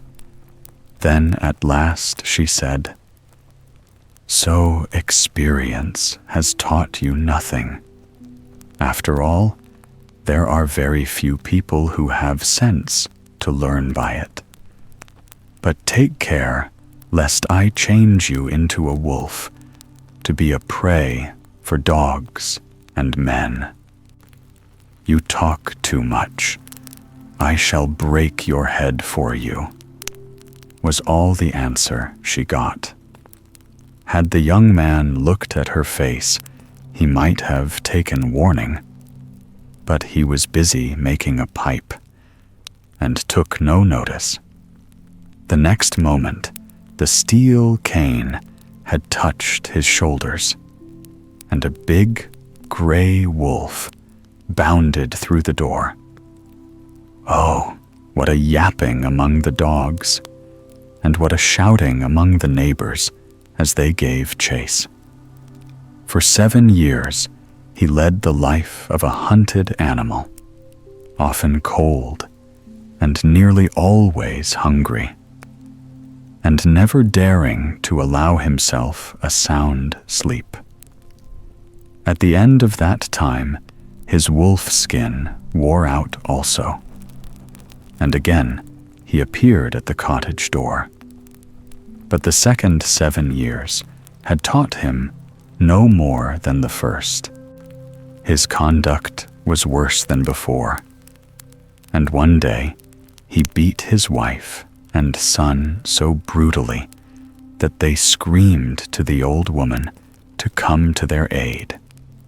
She did, and brought the steel cane with her. In a second, the ruffian had vanished, and a big black crow was flying about the room, crying, "Gore! Gore!" The window was open, and he darted through it, and seeking the companions who had ruined him, he managed to make them understand what had happened. "We will avenge you," said they, and taking up a rope, set out to strangle the old woman. But she was ready for them. One stroke of her cane, and they were all changed into a troop of black crows. And this time their feathers are lasting still. The punishment of the fairy Gangana. Once upon a time, there lived a king and queen who ruled over a country so small that you could easily walk round it in one day. They were both very good, simple people, not very wise, perhaps, but anxious to be kind to everybody. And this was often a mistake, for the king allowed all his subjects to talk at once and offer advice upon the government of the kingdom, as well as upon private matters. And the end of it all was that it was very difficult to get any laws made, and still more, to get anyone to obey them. Now, no traveler ever passed through the kingdom without inquiring how it came to be so small. And this was the reason. As soon as Petaldo, for that was the king's name, had been born, his father and mother betrothed him to the niece of their friend, the fairy Gangana, if she should ever have one. But as the years passed on, and Gangana was still without a niece, the young prince forgot all about his destined bride. And when he was 25, he secretly married the beautiful daughter of a rich farmer, with whom he had fallen violently in love. When the fairy heard the news, she fell into a violent rage and hurried off to tell the king. The old man thought in his heart that his son had waited quite long enough. But he did not dare to say so, lest some dreadful spell might be thrown over them all, and they should be changed into birds or snakes, or worst of all, into stones. So, much against his will, he was obliged to disinherit the young man and to forbid him to come to court. Indeed, he would have been a beggar had it not been for the property his wife had given her by the farmer, which the youth obtained permission to erect into a kingdom. Most princes would have been very angry at this treatment, especially as the old king soon died, and the queen was delighted to reign in his place. But Petaldo was a contented young man, and was quite satisfied with arranging his tiny court on the model of his father's, and having a Lord Chamberlain, and a high steward, and several gentlemen in attendance, while the young queen appointed her own ladies-in-waiting and maids of honor. He likewise set up a mint to coin money, and chose a seneschal as head of the 5 policemen who kept order in the capital, and punished the boys who were caught in the act of throwing stones at the palace windows. The first to fill this important office was the young king's father-in-law, an excellent man of the name of Caboche.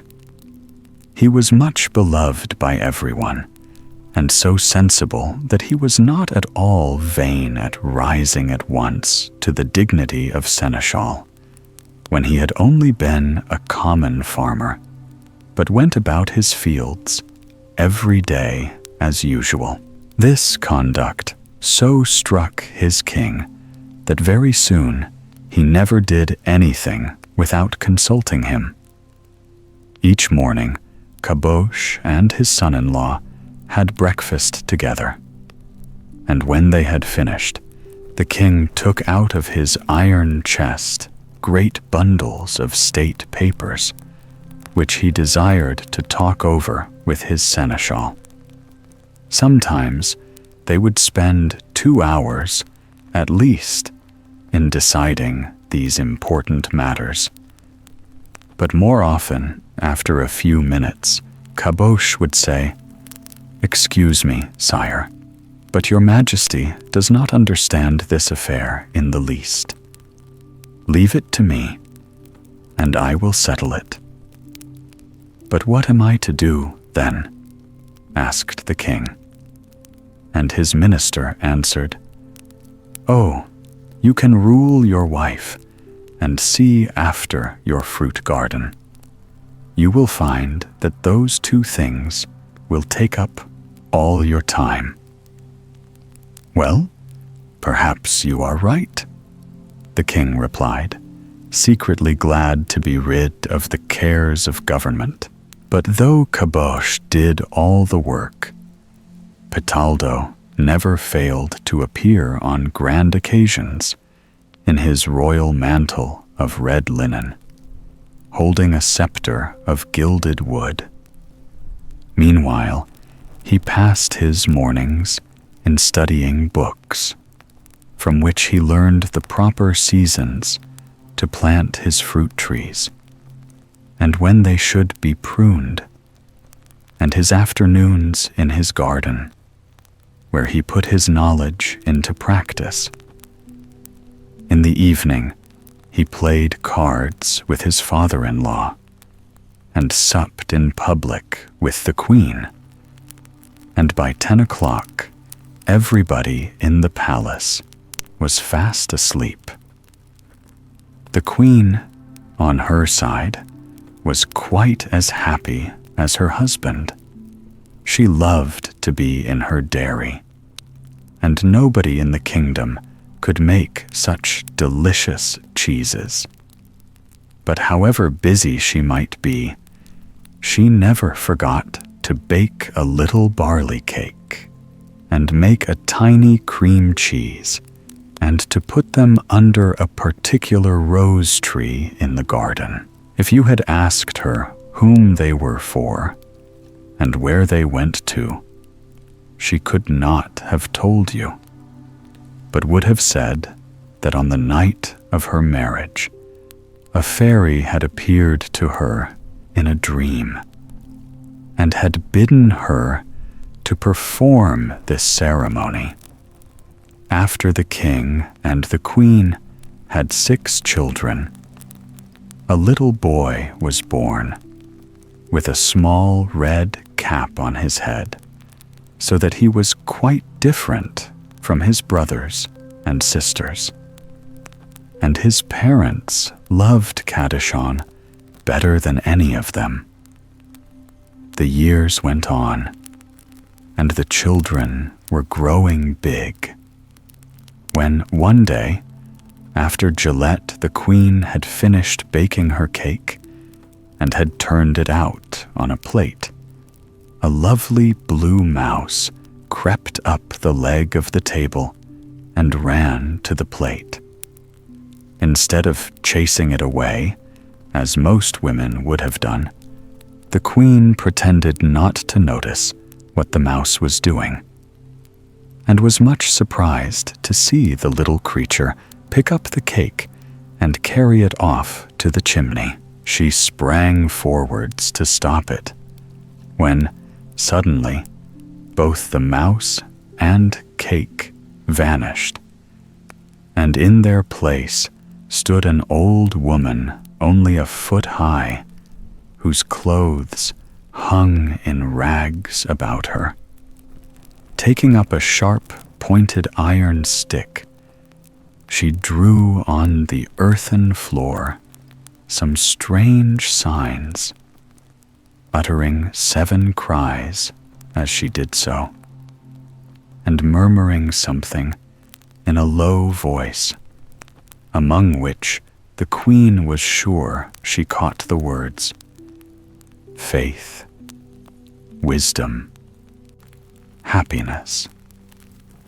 Then, seizing the kitchen broom, she whirled it 3 times round her head and vanished.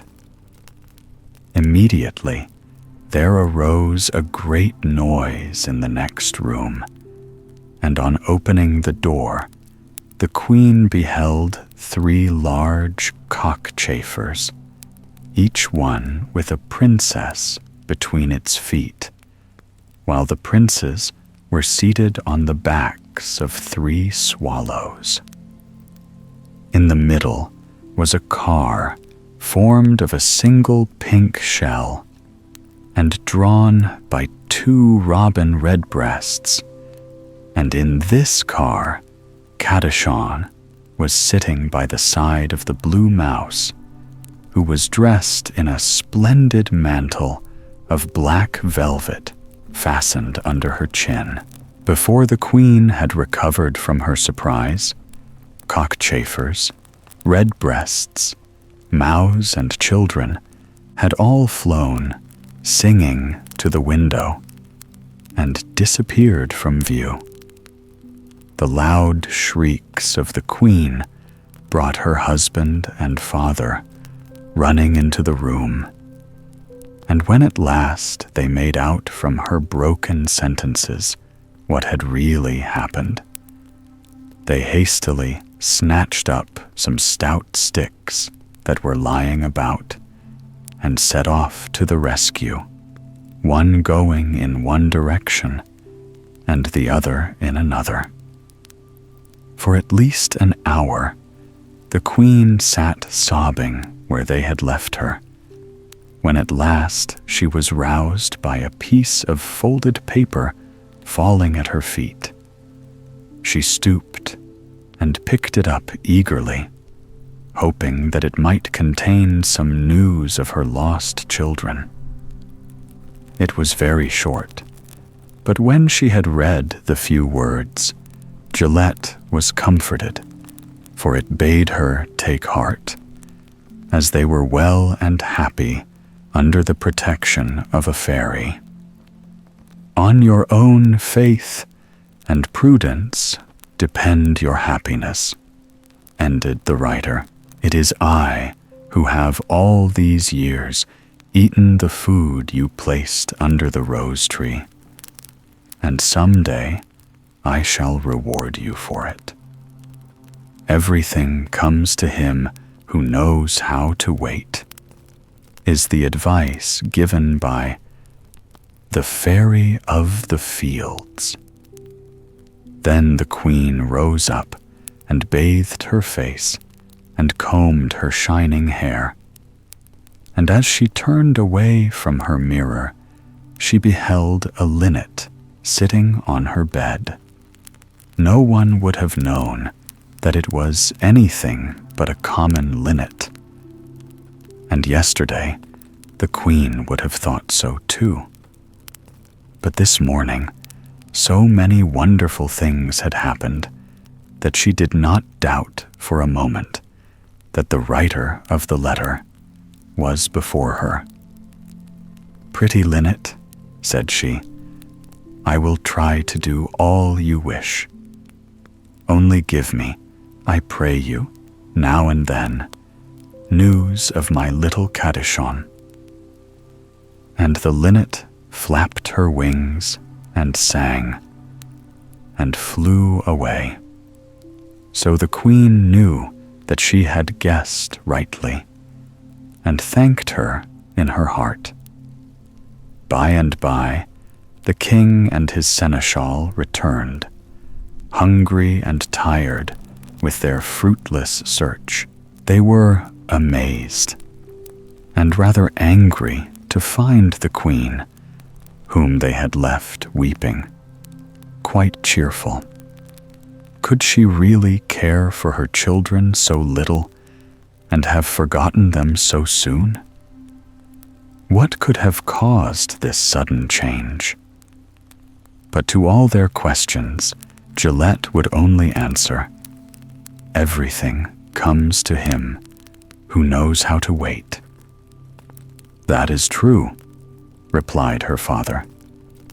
"And after all, your Majesty must remember that the revenues of your kingdom would hardly bear the cost of 7 princes and princesses brought up according to their rank. Be grateful, then, to those who have relieved you of the burden." "You are right. You are always right," cried the king, whose face once more beamed with smiles. And life at the palace went on as before, till Petaldo received a piece of news which disturbed him greatly. The queen, his mother, who had for some time been a widow, suddenly made up her mind to marry again. And her choice had fallen on the young king of the Green Isles, who was younger than her own son, and, besides, handsome and fond of pleasure, which Petaldo was not. Now the grandmother, foolish though she was in many respects, had the sense to see that a woman as old and as plain as she was could hardly expect a young man to fall in love with her, and that, if this was to happen, it would be needful to find some spell which would bring back her youth and beauty. Of course, the fairy Gangana could have wrought the change with one wave of her wand, but unluckily, the two were no longer friends, because the fairy had tried hard to persuade the queen to declare her niece heiress to the crown, which the queen refused to do. Naturally, therefore, it was no use asking the help of Gangana to enable the queen to take a second husband, who would be certain to succeed her, and messengers were sent all over the neighboring kingdoms, seeking to find a witch or a fairy who would work the wished-for miracle. None, however, could be found with sufficient skill, and at length the queen saw that if ever the king of the Green Isles was to be her husband, she must throw herself on the mercy of the fairy Gangana. The fairy's wrath was great when she heard the queen's story, but she knew very well that as the king of the Green Isles had spent all his money, he would probably be ready to marry even an old woman, like her friend, in order to get more. So, in order to gain time, she hid her feelings and told the queen that in 3 days the spell would be accomplished.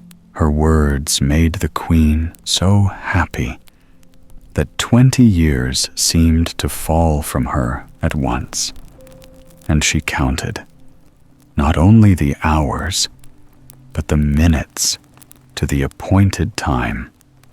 It came at last, and the fairy stood before her in a long robe of pink and silver, held up by a tiny brown dwarf who carried a small box under his arm.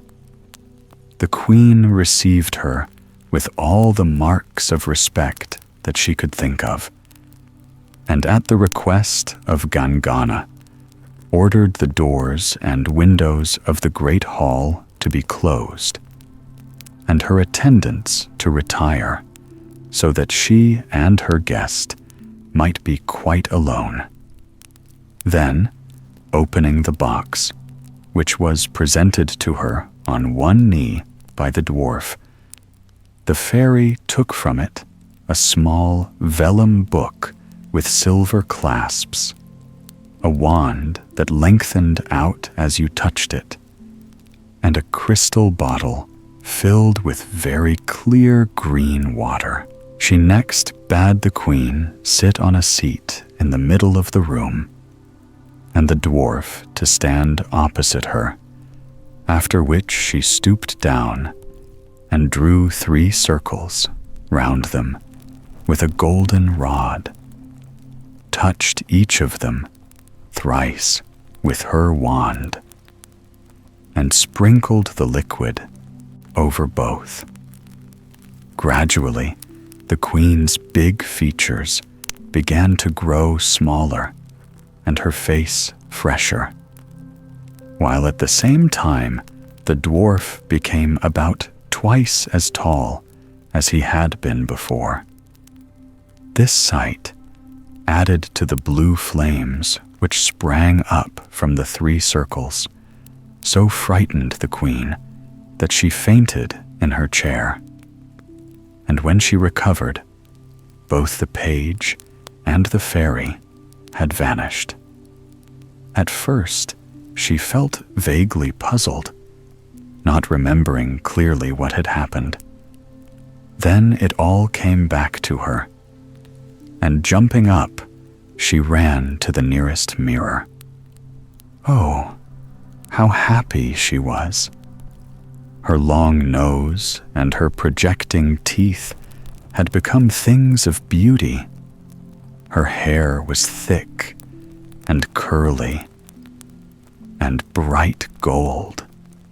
The fairy had indeed fulfilled her promise, but in her hurry and pleasure, the queen never noticed that she had not been changed into a beautiful young lady, but into a very tall little girl of 8 or 9 years old.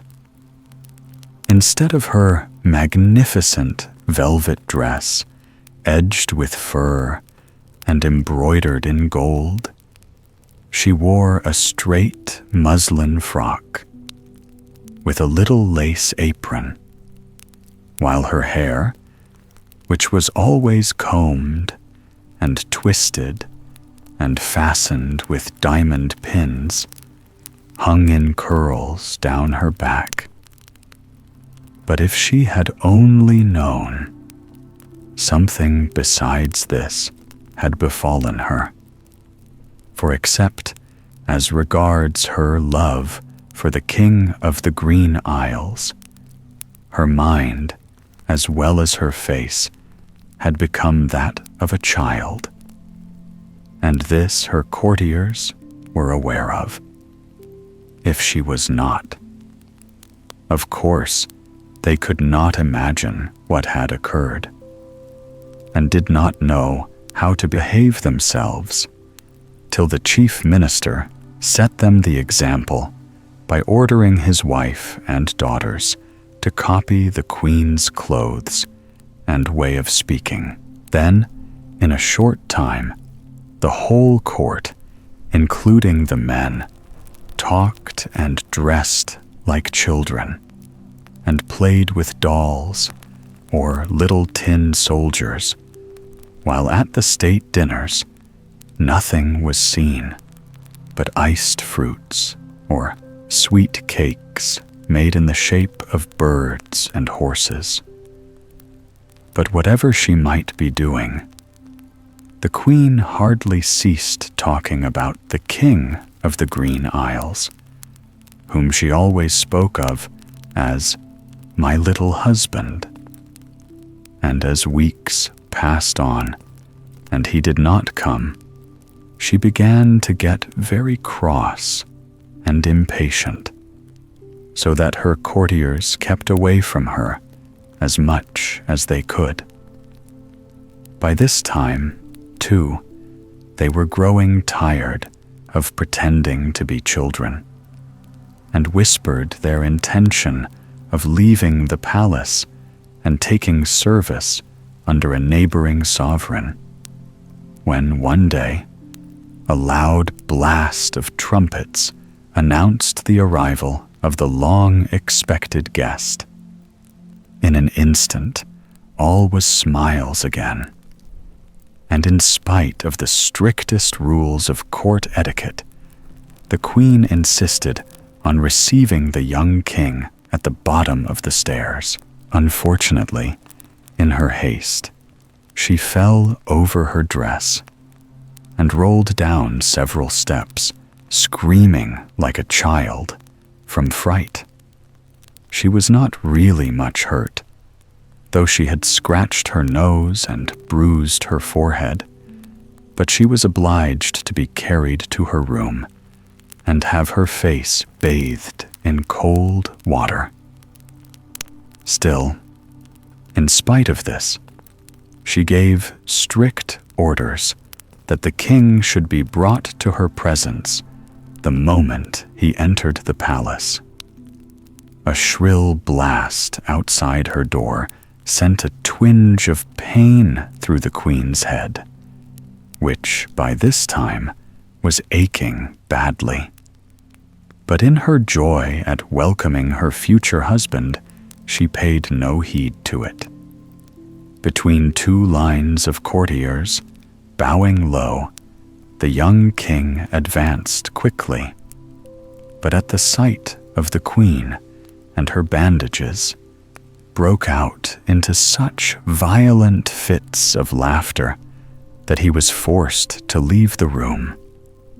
And even the palace, when the queen had recovered from the vexation caused by the king's rude behavior, she bade her attendants to hasten after him and fetch him back. But no promises or entreaties would persuade him to return. This, of course, made the queen's temper even worse than it was before, and a plot was set on foot to deprive her of the crown, which would certainly have succeeded had not the fairy Gangana, who had only wished to prevent her marriage, restored her to her proper shape. But, far from thanking her friend for this service, the sight of her old face in the mirror filled her with despair. And from that day, she hated Gangana with a deadly hatred. And where were Petaldo's children all this while? Why, sire, in the island of Bambini, where they had playfellows to their heart's content, and plenty of fairies to take care of them all. But out of all the 7 princes and princesses whom the queen had seen carried off through the window, there was only Kadishon, who was good and obedient. The other 6 were so rude and quarrelsome that they could get no one to play with them. And at last, as a punishment, the fairy changed them all into marionettes, till they should learn to behave better. Now, in an unlucky moment, the fairy of the fields determined to visit her friend, the queen of the fairies, who lived in a distant island, in order to consult her as to what was to become of Kadishon. As she was entering the hall of audience, Gangana was leaving it, and sharp words were exchanged between them. After her enemy had flown off in a rage, the fairy of the fields poured out the whole story of Gangana's wickedness to the queen, and implored her counsel. "Be comforted," answered the fairy queen. "For a while she must work her will, and at this moment she is carrying off Kadishon to the island where she still holds her niece captive. But should she make an evil use of the power she has, her punishment will be swift and great. And now I will give you this precious phial. Guard it carefully, for the liquid it contains will cause you to become invisible and safe from the piercing eyes of all fairies. Against the eyes of mortals, it has no charm."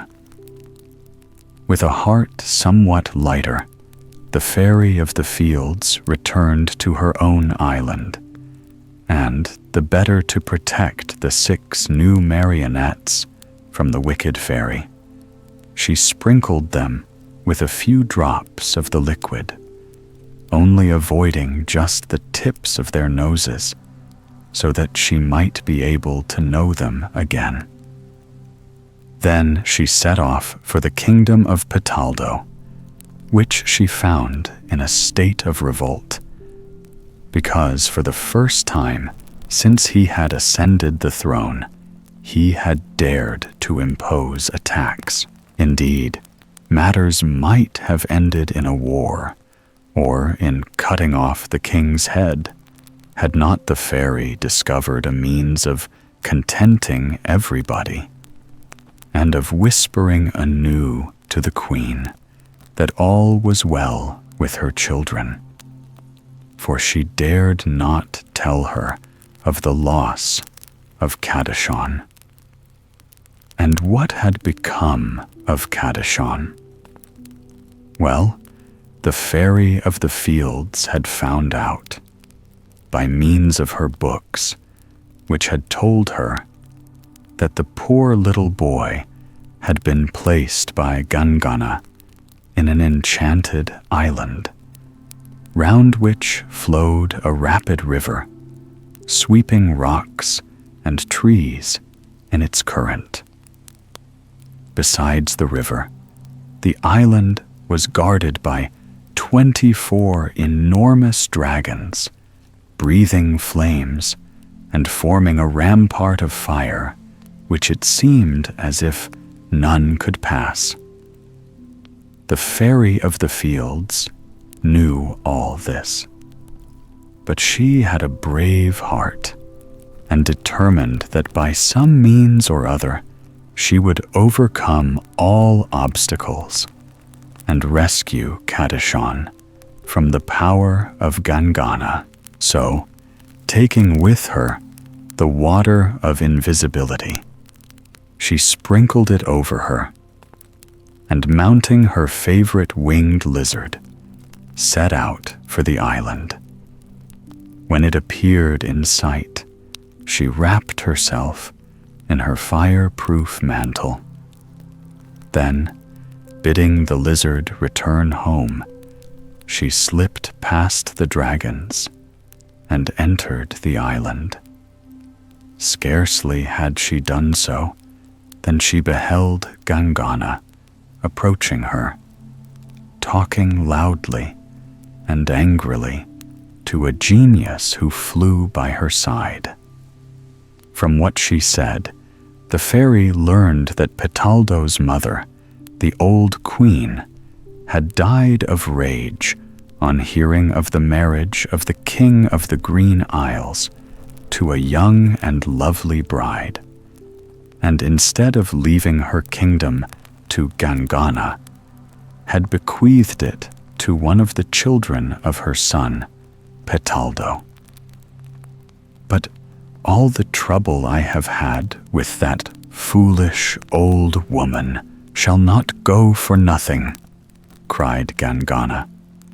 Go at once to my stables and fetch out the strongest and swiftest griffins you can find in the stalls, and harness them to the yellow coach.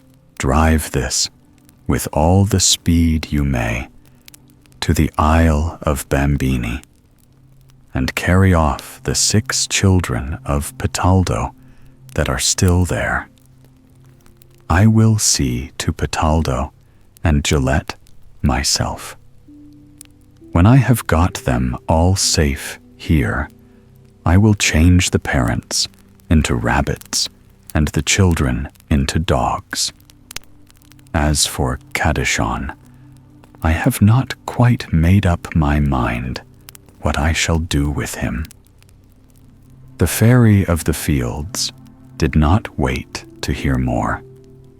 No time was to be lost in seeking the help of the fairy queen, if Petaldo and his family were to be saved from this dreadful doom.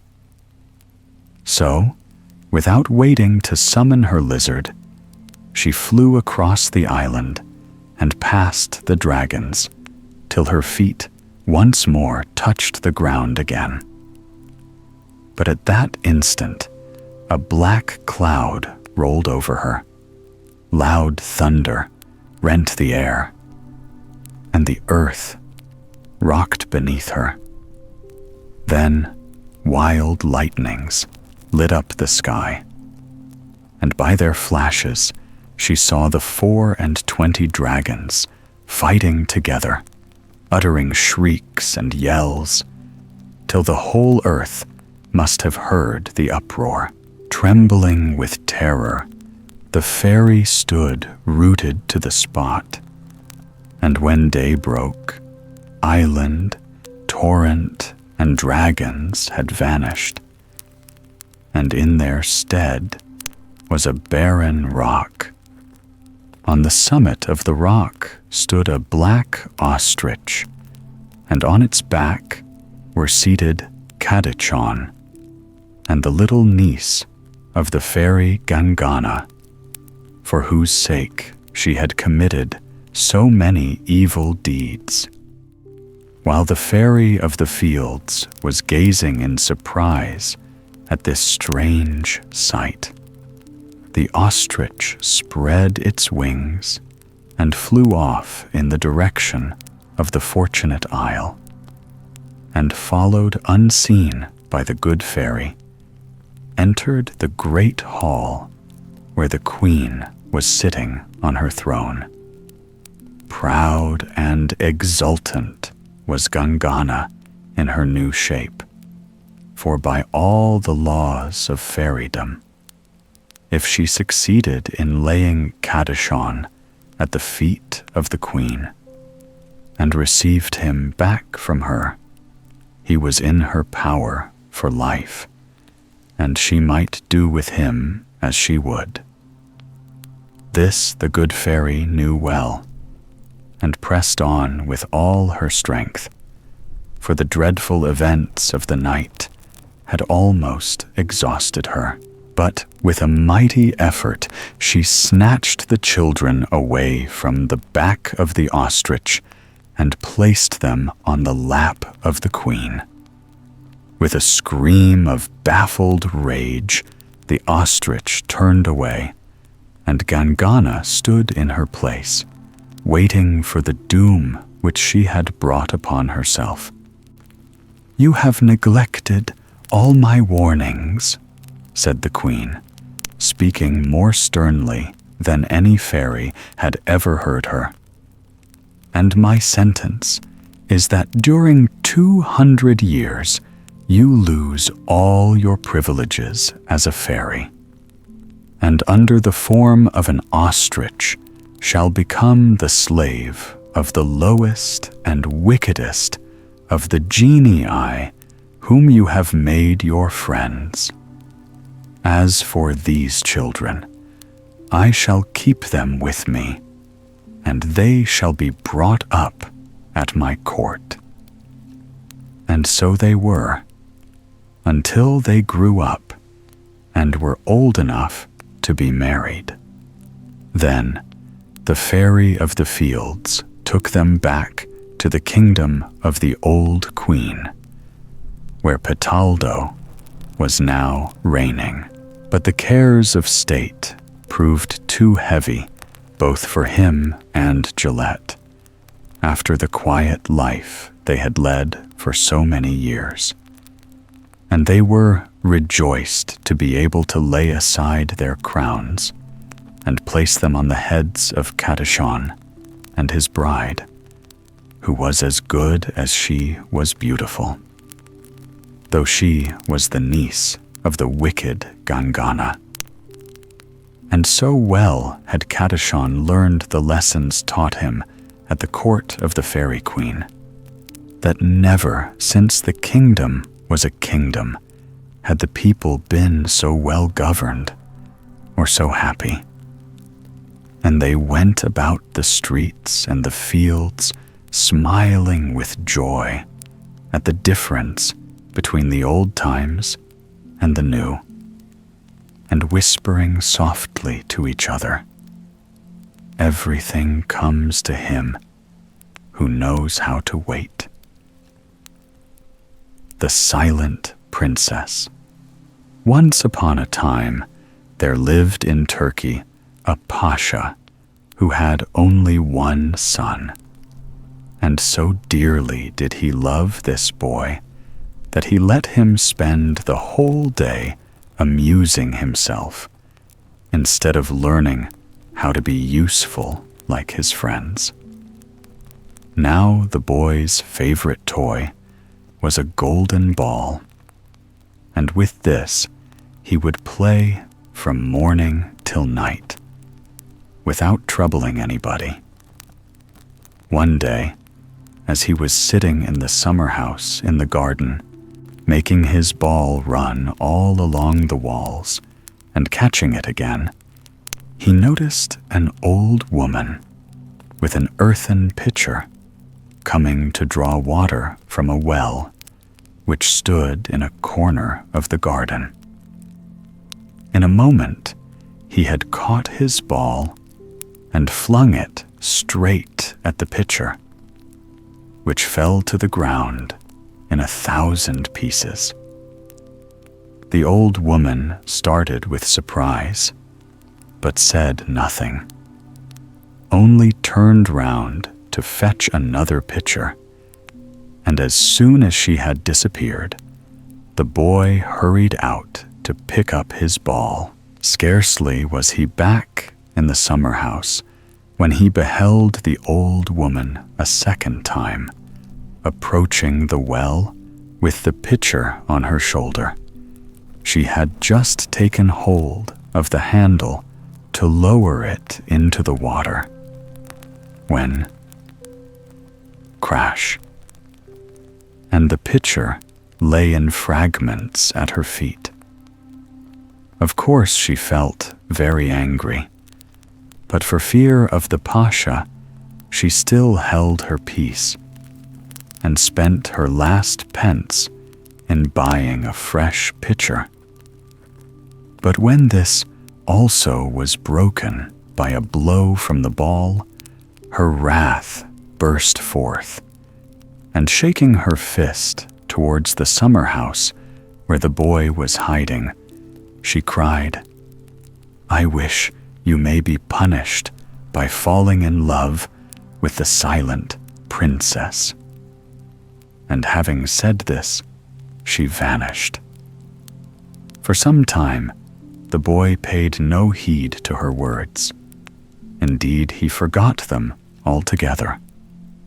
But as years went by, and he began to think more about things, the remembrance of the old woman's wish came back to his mind.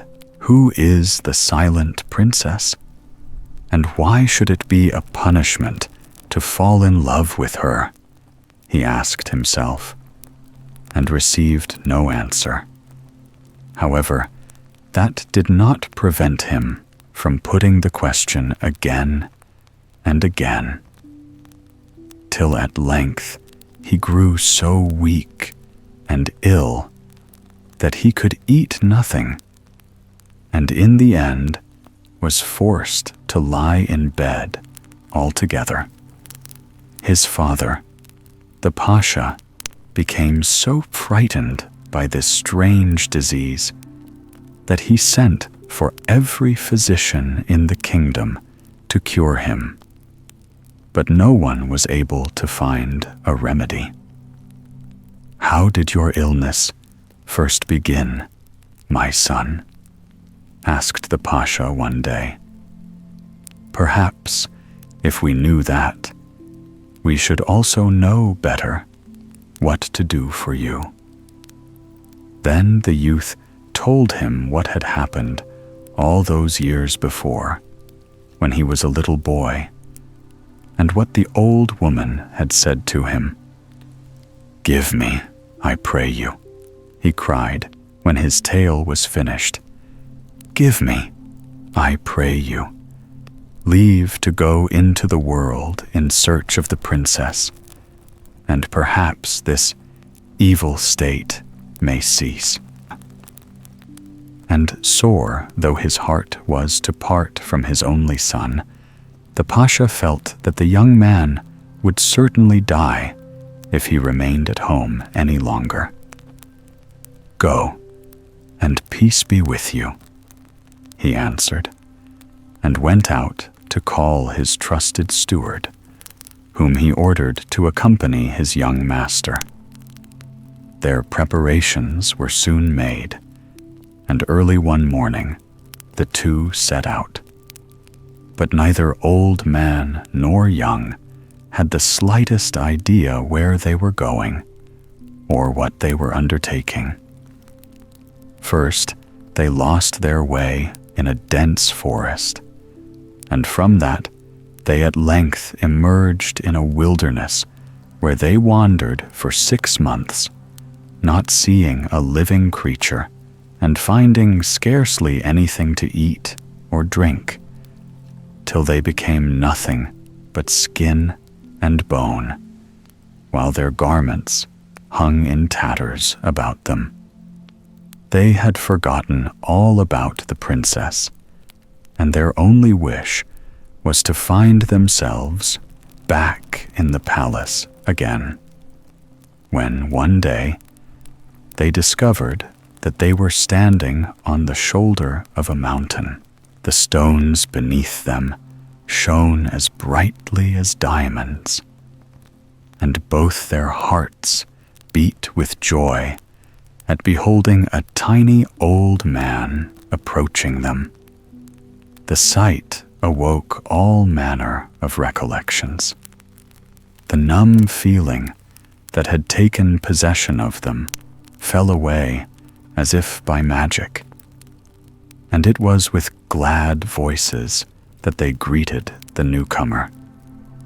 "Where are we, my friend?" asked they. And the old man told them that this was the mountain where the Sultan's daughter sat, covered by 7 veils. And the shining of the stones was only the reflection of her own brilliance. On hearing this news, all the dangers and difficulties of their past wandering vanished from their minds. "How can I reach her soonest?" asked the youth eagerly.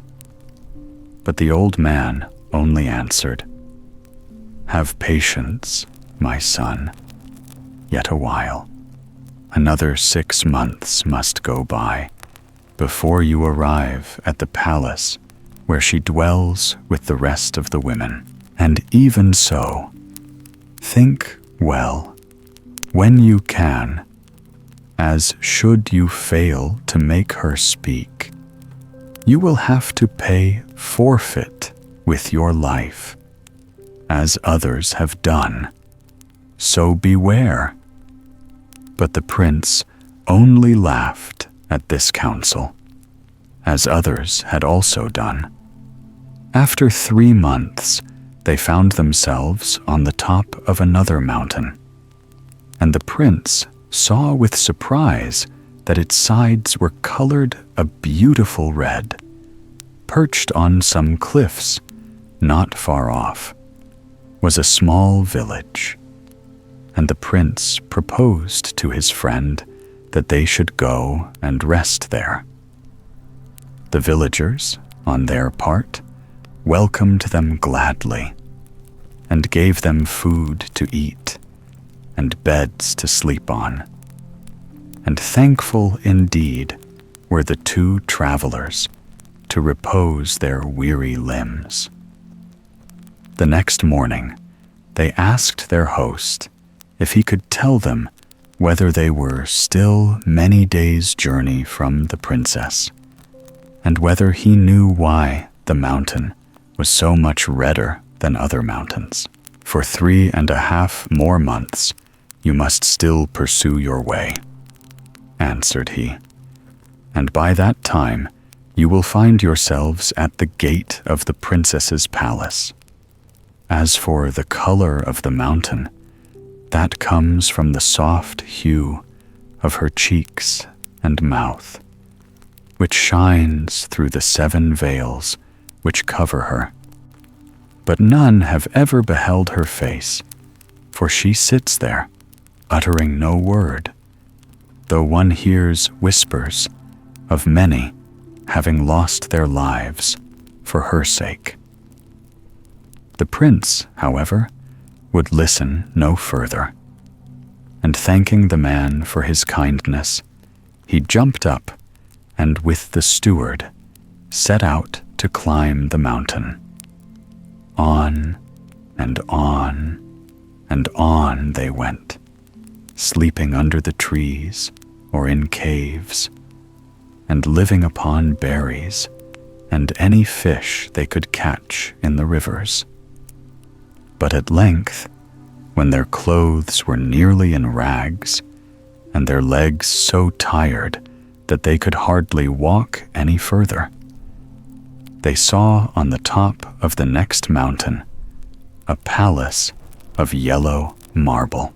"There it is, at last," cried the prince, and fresh blood seemed to spring in his veins.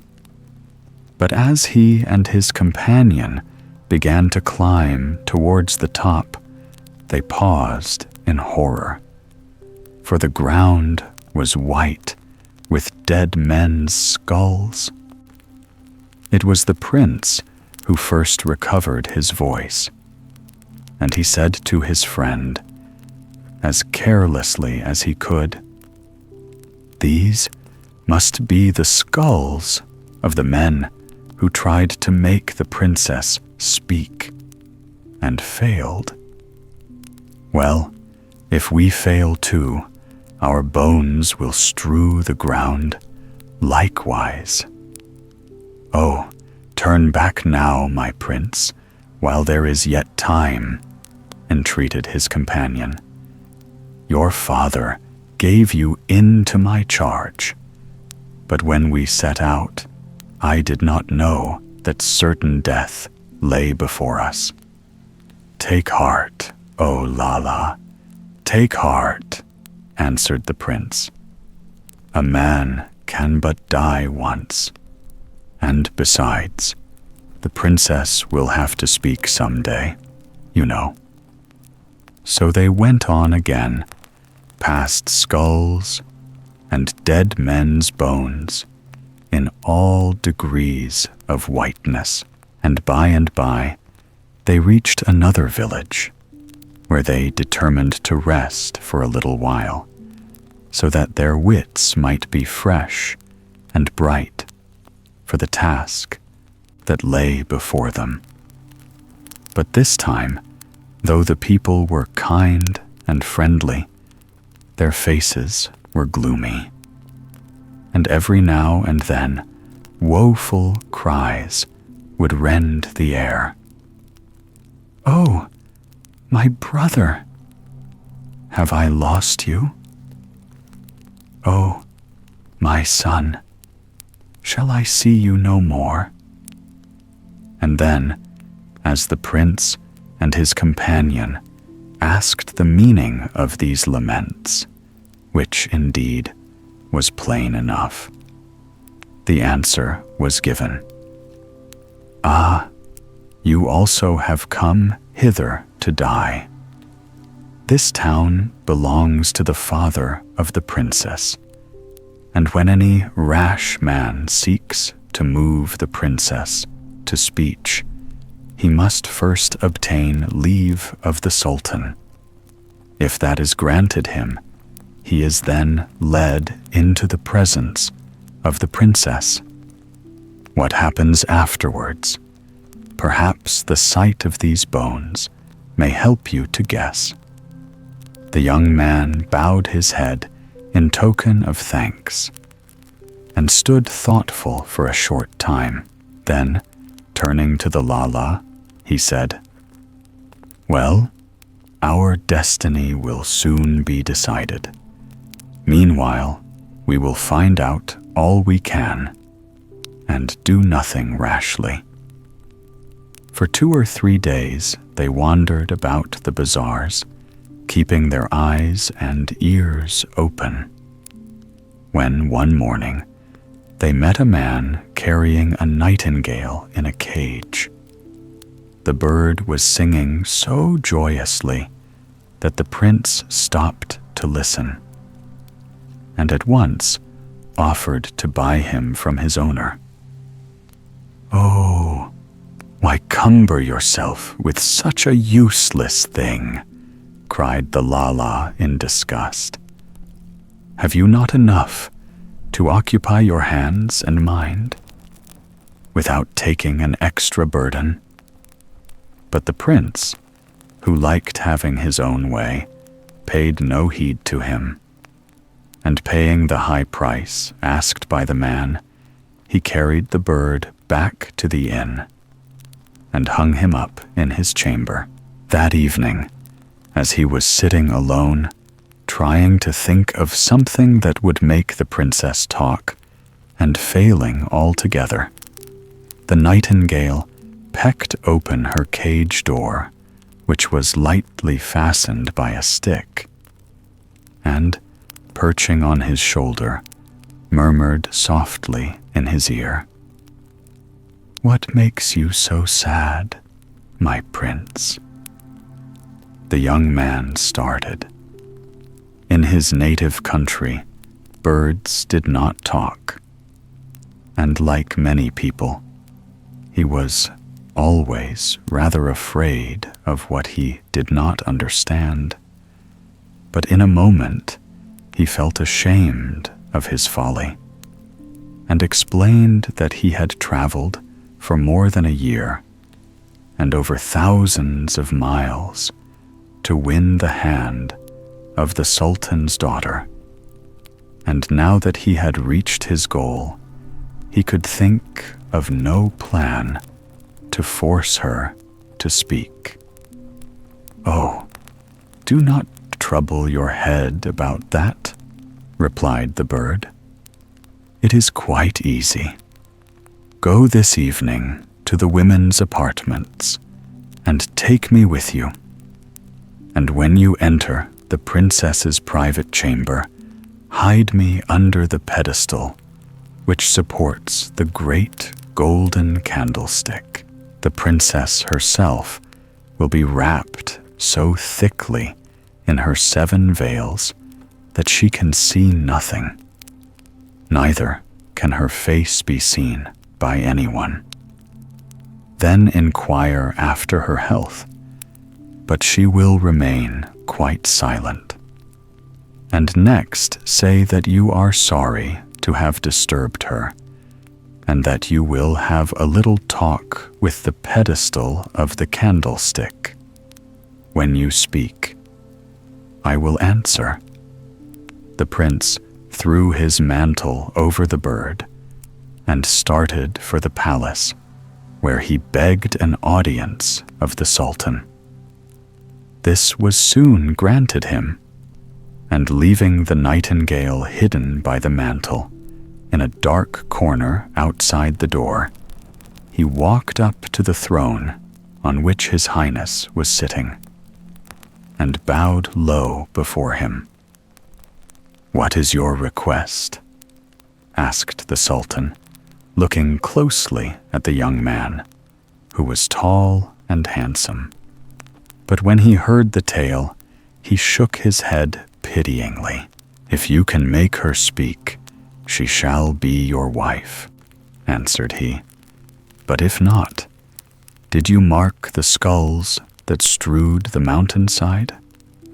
Some day a man is bound to break the spell, O Sultan," replied the youth boldly. "And why should not I be he as well as another? At any rate, my word is pledged, and I cannot draw back now."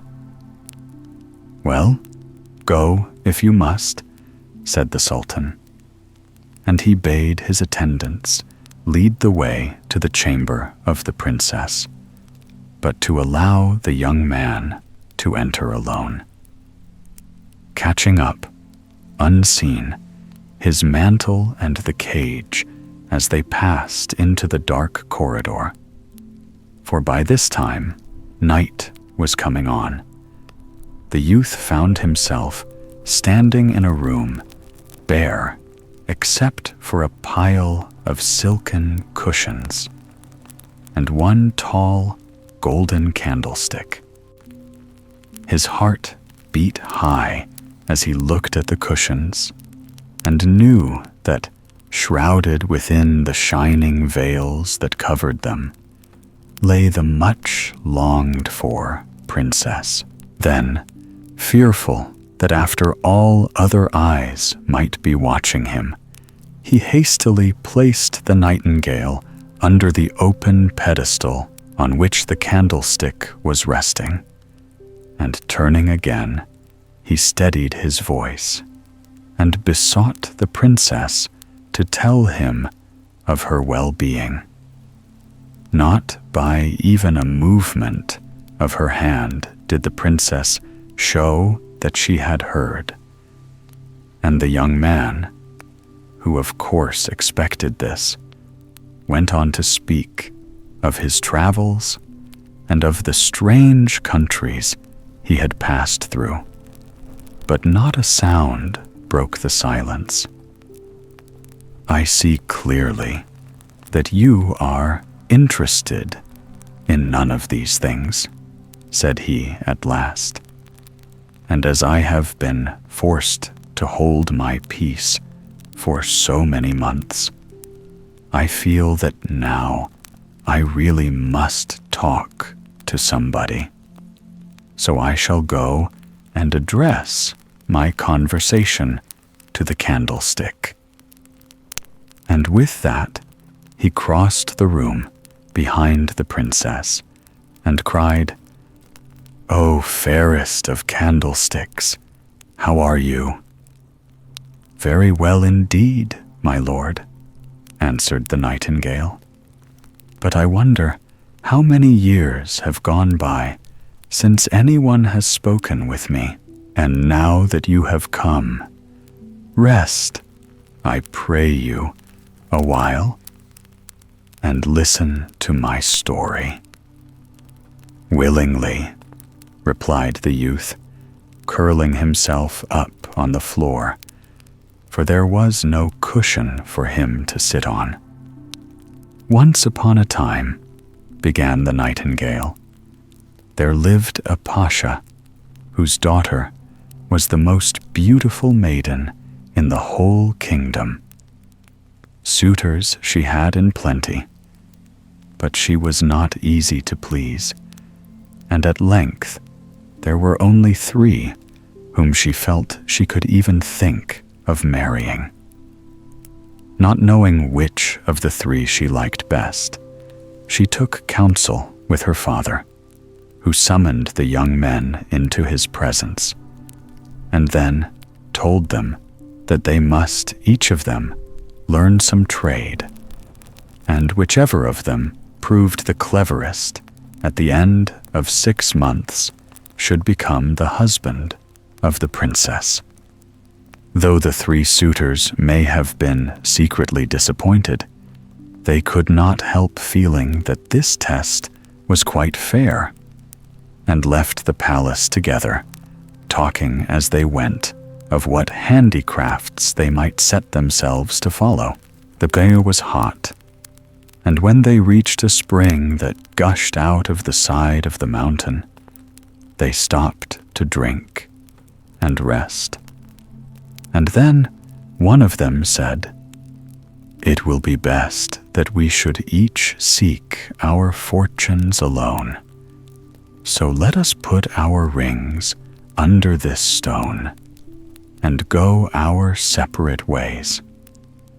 And the first one who returns hither will take his ring, and the others will take theirs.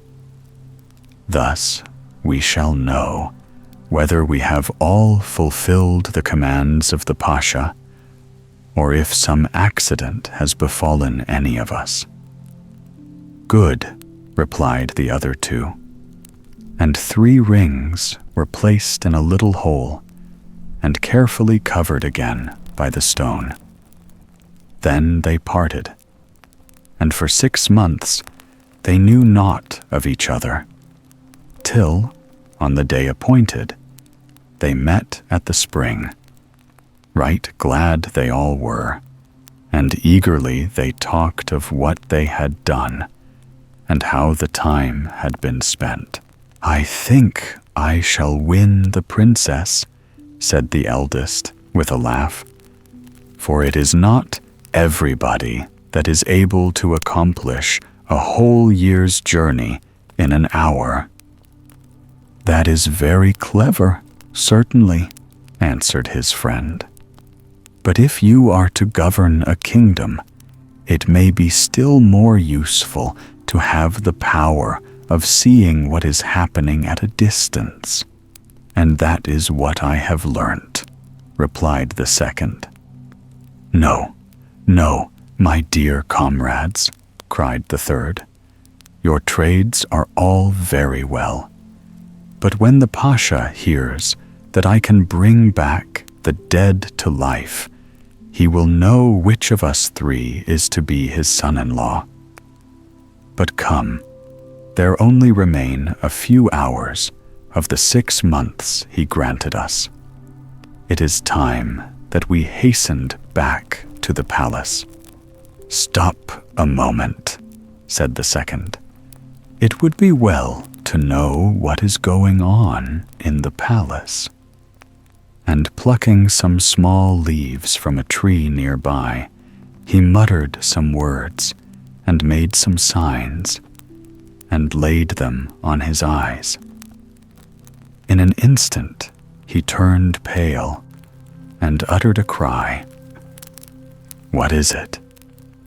What is it?"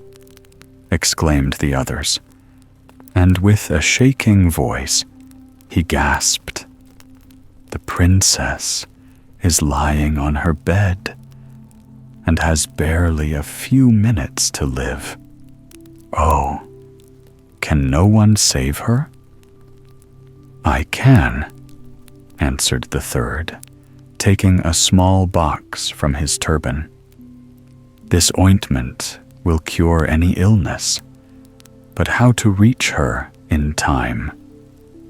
"Give it to me," said the first, and he wished himself by the bedside of the princess, which was surrounded by the Sultan and his weeping courtiers. Clearly, there was not a second to lose, for the princess had grown unconscious, and her face cold. Plunging his finger into the ointment, he touched her eyes, mouth, and ears with the paste, and with beating heart awaited the result. It was swifter than he supposed. As he looked, the color came back into her cheeks, and she smiled up at her father, the Sultan, almost speechless with joy at this sudden change, embraced his daughter tenderly, and then turned to the young man to whom he owed her life. "Are you not one of those three whom I sent forth to learn a trade 6 months ago?" asked he. And the young man answered yes, and that the other two were even now on their way to the palace, so that the Sultan might judge between them. At this point in his story, the nightingale stopped and asked the prince which of the three he thought had the best right to the princess. "The one who had learned how to prepare the ointment," replied he. "But if it had not been for the man who could see what was happening at a distance, they would never have known that the princess was ill," said the nightingale. "I would give it to him." And the strife between them waxed hot, till suddenly the listening princess started up from her cushions and cried, "Oh, you fools! Cannot you understand that if it had not been for him who had power to reach the palace in time, the ointment itself would have been useless, for death would have claimed her? It is he, and no other, who ought to have the princess." At the first sound of the princess's voice, a slave, who was standing at the door, ran at full speed to tell the Sultan of the miracle which had taken place, and the delighted father hastened to the spot. But by this time, the princess perceived that she had fallen into a trap which had been cunningly laid for her, and would not utter another word. All she could be prevailed on to do was to make signs to her father that the man who wished to be her husband must induce her to speak 3 times. And she smiled to herself beneath her 7 veils as she thought of the impossibility of that, when the Sultan told the prince that though he had succeeded once, he would have twice to pass through the same test. The young man's face clouded over. It did not seem to him fair play, but he dared not object, so he only bowed low and contrived to step back close to the spot where the nightingale was hidden. As it was now quite dark, he tucked unseen the little cage under his cloak and left the palace. "Why are you so gloomy?" asked the nightingale as soon as they were safely outside. "Everything has gone exactly right. Of course, the princess was very angry with herself for having spoken. And did you see that, At her first words, the veils that covered her began to rend. "Take me back tomorrow evening and place me on the pillar by the lattice. Fear nothing. You have only to trust to me." The next evening, toward sunset, the prince left the cage behind him, and with the bird in the folds of his garment, slipped into the palace and made his way straight to the princess's apartments. He was at once admitted by the slaves who guarded the door, and took care to pass near the window so that the nightingale hopped unseen to the top of a pillar. Then he turned and bowed low to the princess and asked her several questions. But as before, she answered nothing, and indeed gave no sign that she heard. After a few minutes, the young man bowed again, and crossing over to the window, he said, "Oh, pillar, it is no use speaking to the princess. She will not utter one word. And as I must talk to somebody, I have come to you. Tell me how you have been all this long while." "I thank you," replied a voice from the pillar. "I am feeling very well. And it is lucky for me that the princess is silent, or else you would not have wanted to speak to me. To reward you, I will relate to you an interesting tale that I lately overheard, and about which I should like to have your opinion." "That will be charming," answered the prince, "so pray begin at once." "Once upon a time," said the nightingale, "there lived a woman who was so beautiful that every man who saw her fell in love with her. But she was very hard to please and refused to wed any of them, though she managed to keep friends with all. Years passed away in this manner, almost without her noticing them, and one by one the young men grew tired of waiting, and sought wives who may have been less handsome, but were also less proud. And at length, only 3 of her former wooers remained: Baldshi, Jagdshi, and Feredshi. Still, she held herself apart, thought herself better and lovelier than other women, when, on a certain evening, her eyes were opened at last to the truth.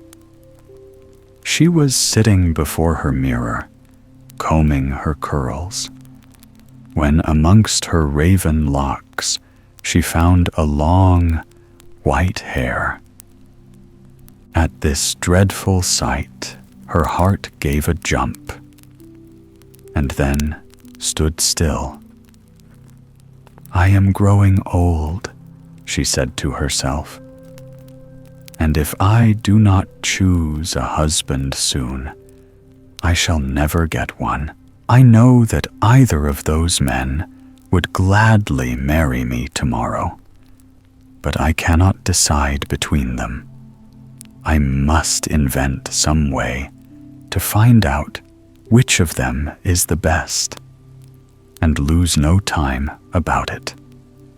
So instead of going to sleep, she thought all night long of different plans, and in the morning she arose and dressed herself. "That will have to do," she muttered, as she pulled out the white hair which had cost her so much trouble. "It is not very good, but I can think of nothing better. And, well, they are none of them clever, and I dare say they will easily fall into the trap." Then she called her slave and bade her let Yagdshi know that she would be ready to receive him in an hour's time. After that, she went into the garden and dug a grave under a tree, by which she laid a white shroud. Yagdshi was delighted to get the gracious message, and putting on his newest garments, he hastened to the lady's house. But great was his dismay at finding her stretched on her cushions, weeping bitterly. "What is the matter, O fair one?" he asked, bowing low before her. "A terrible thing has happened," said she, her voice choked with sobs. "My father died 2 nights ago, and I buried him in my garden.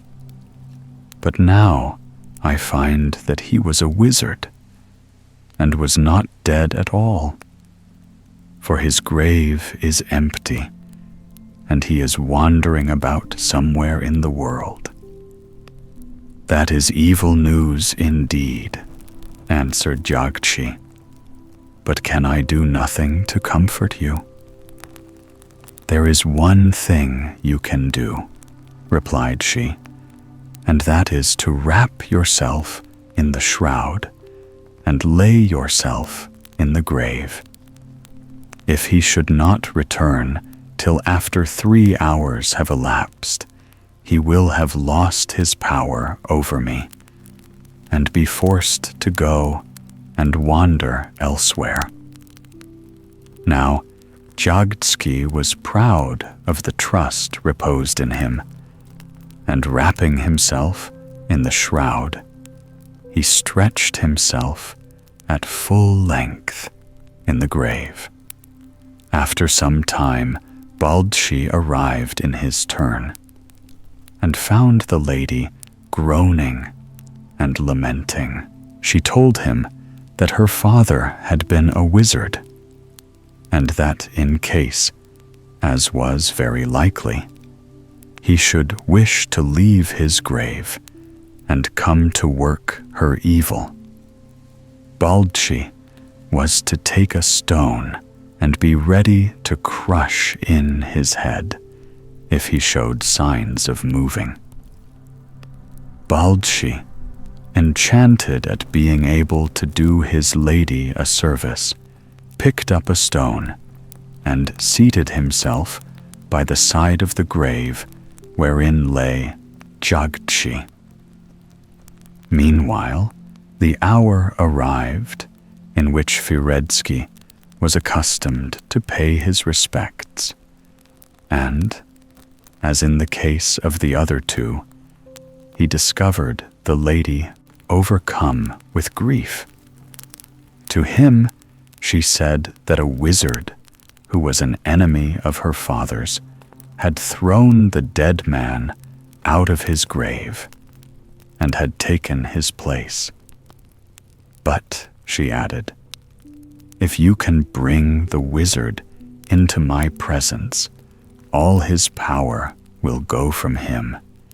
If not, then I am lost." "Ah, lady, what is there that I would not do for you?"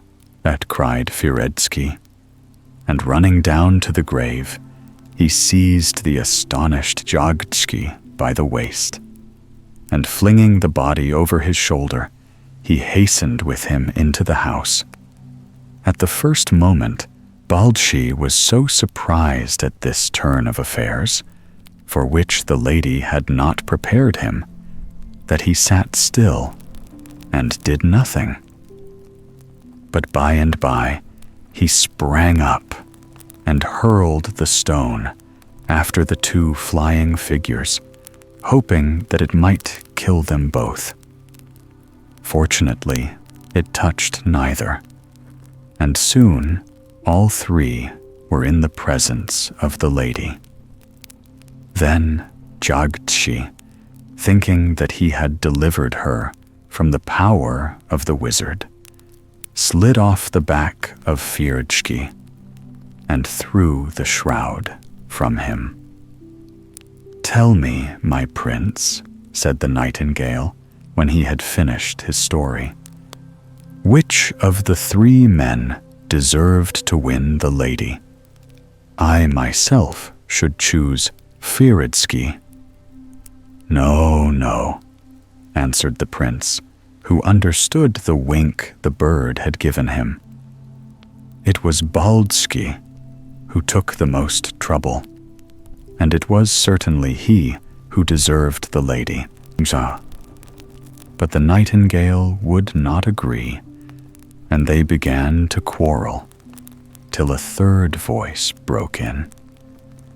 "How can you talk such nonsense?" cried the princess. And as she spoke, a sound of tearing was heard. "Why, you have never even thought of Jagdshi, who lay for 3 hours in the grave with a stone held over his head? Of course, it was he whom the lady chose for her husband." It was not many minutes before the news reached the Sultan. But even now, he would not consent to the marriage till his daughter had spoken a 3rd time. On hearing this, the young man took counsel with the nightingale how best to accomplish this.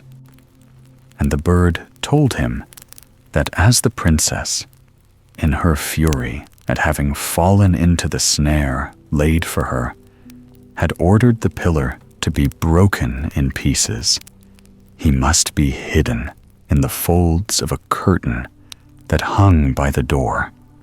The following evening, the prince entered the palace and walked boldly up to the princess's apartments.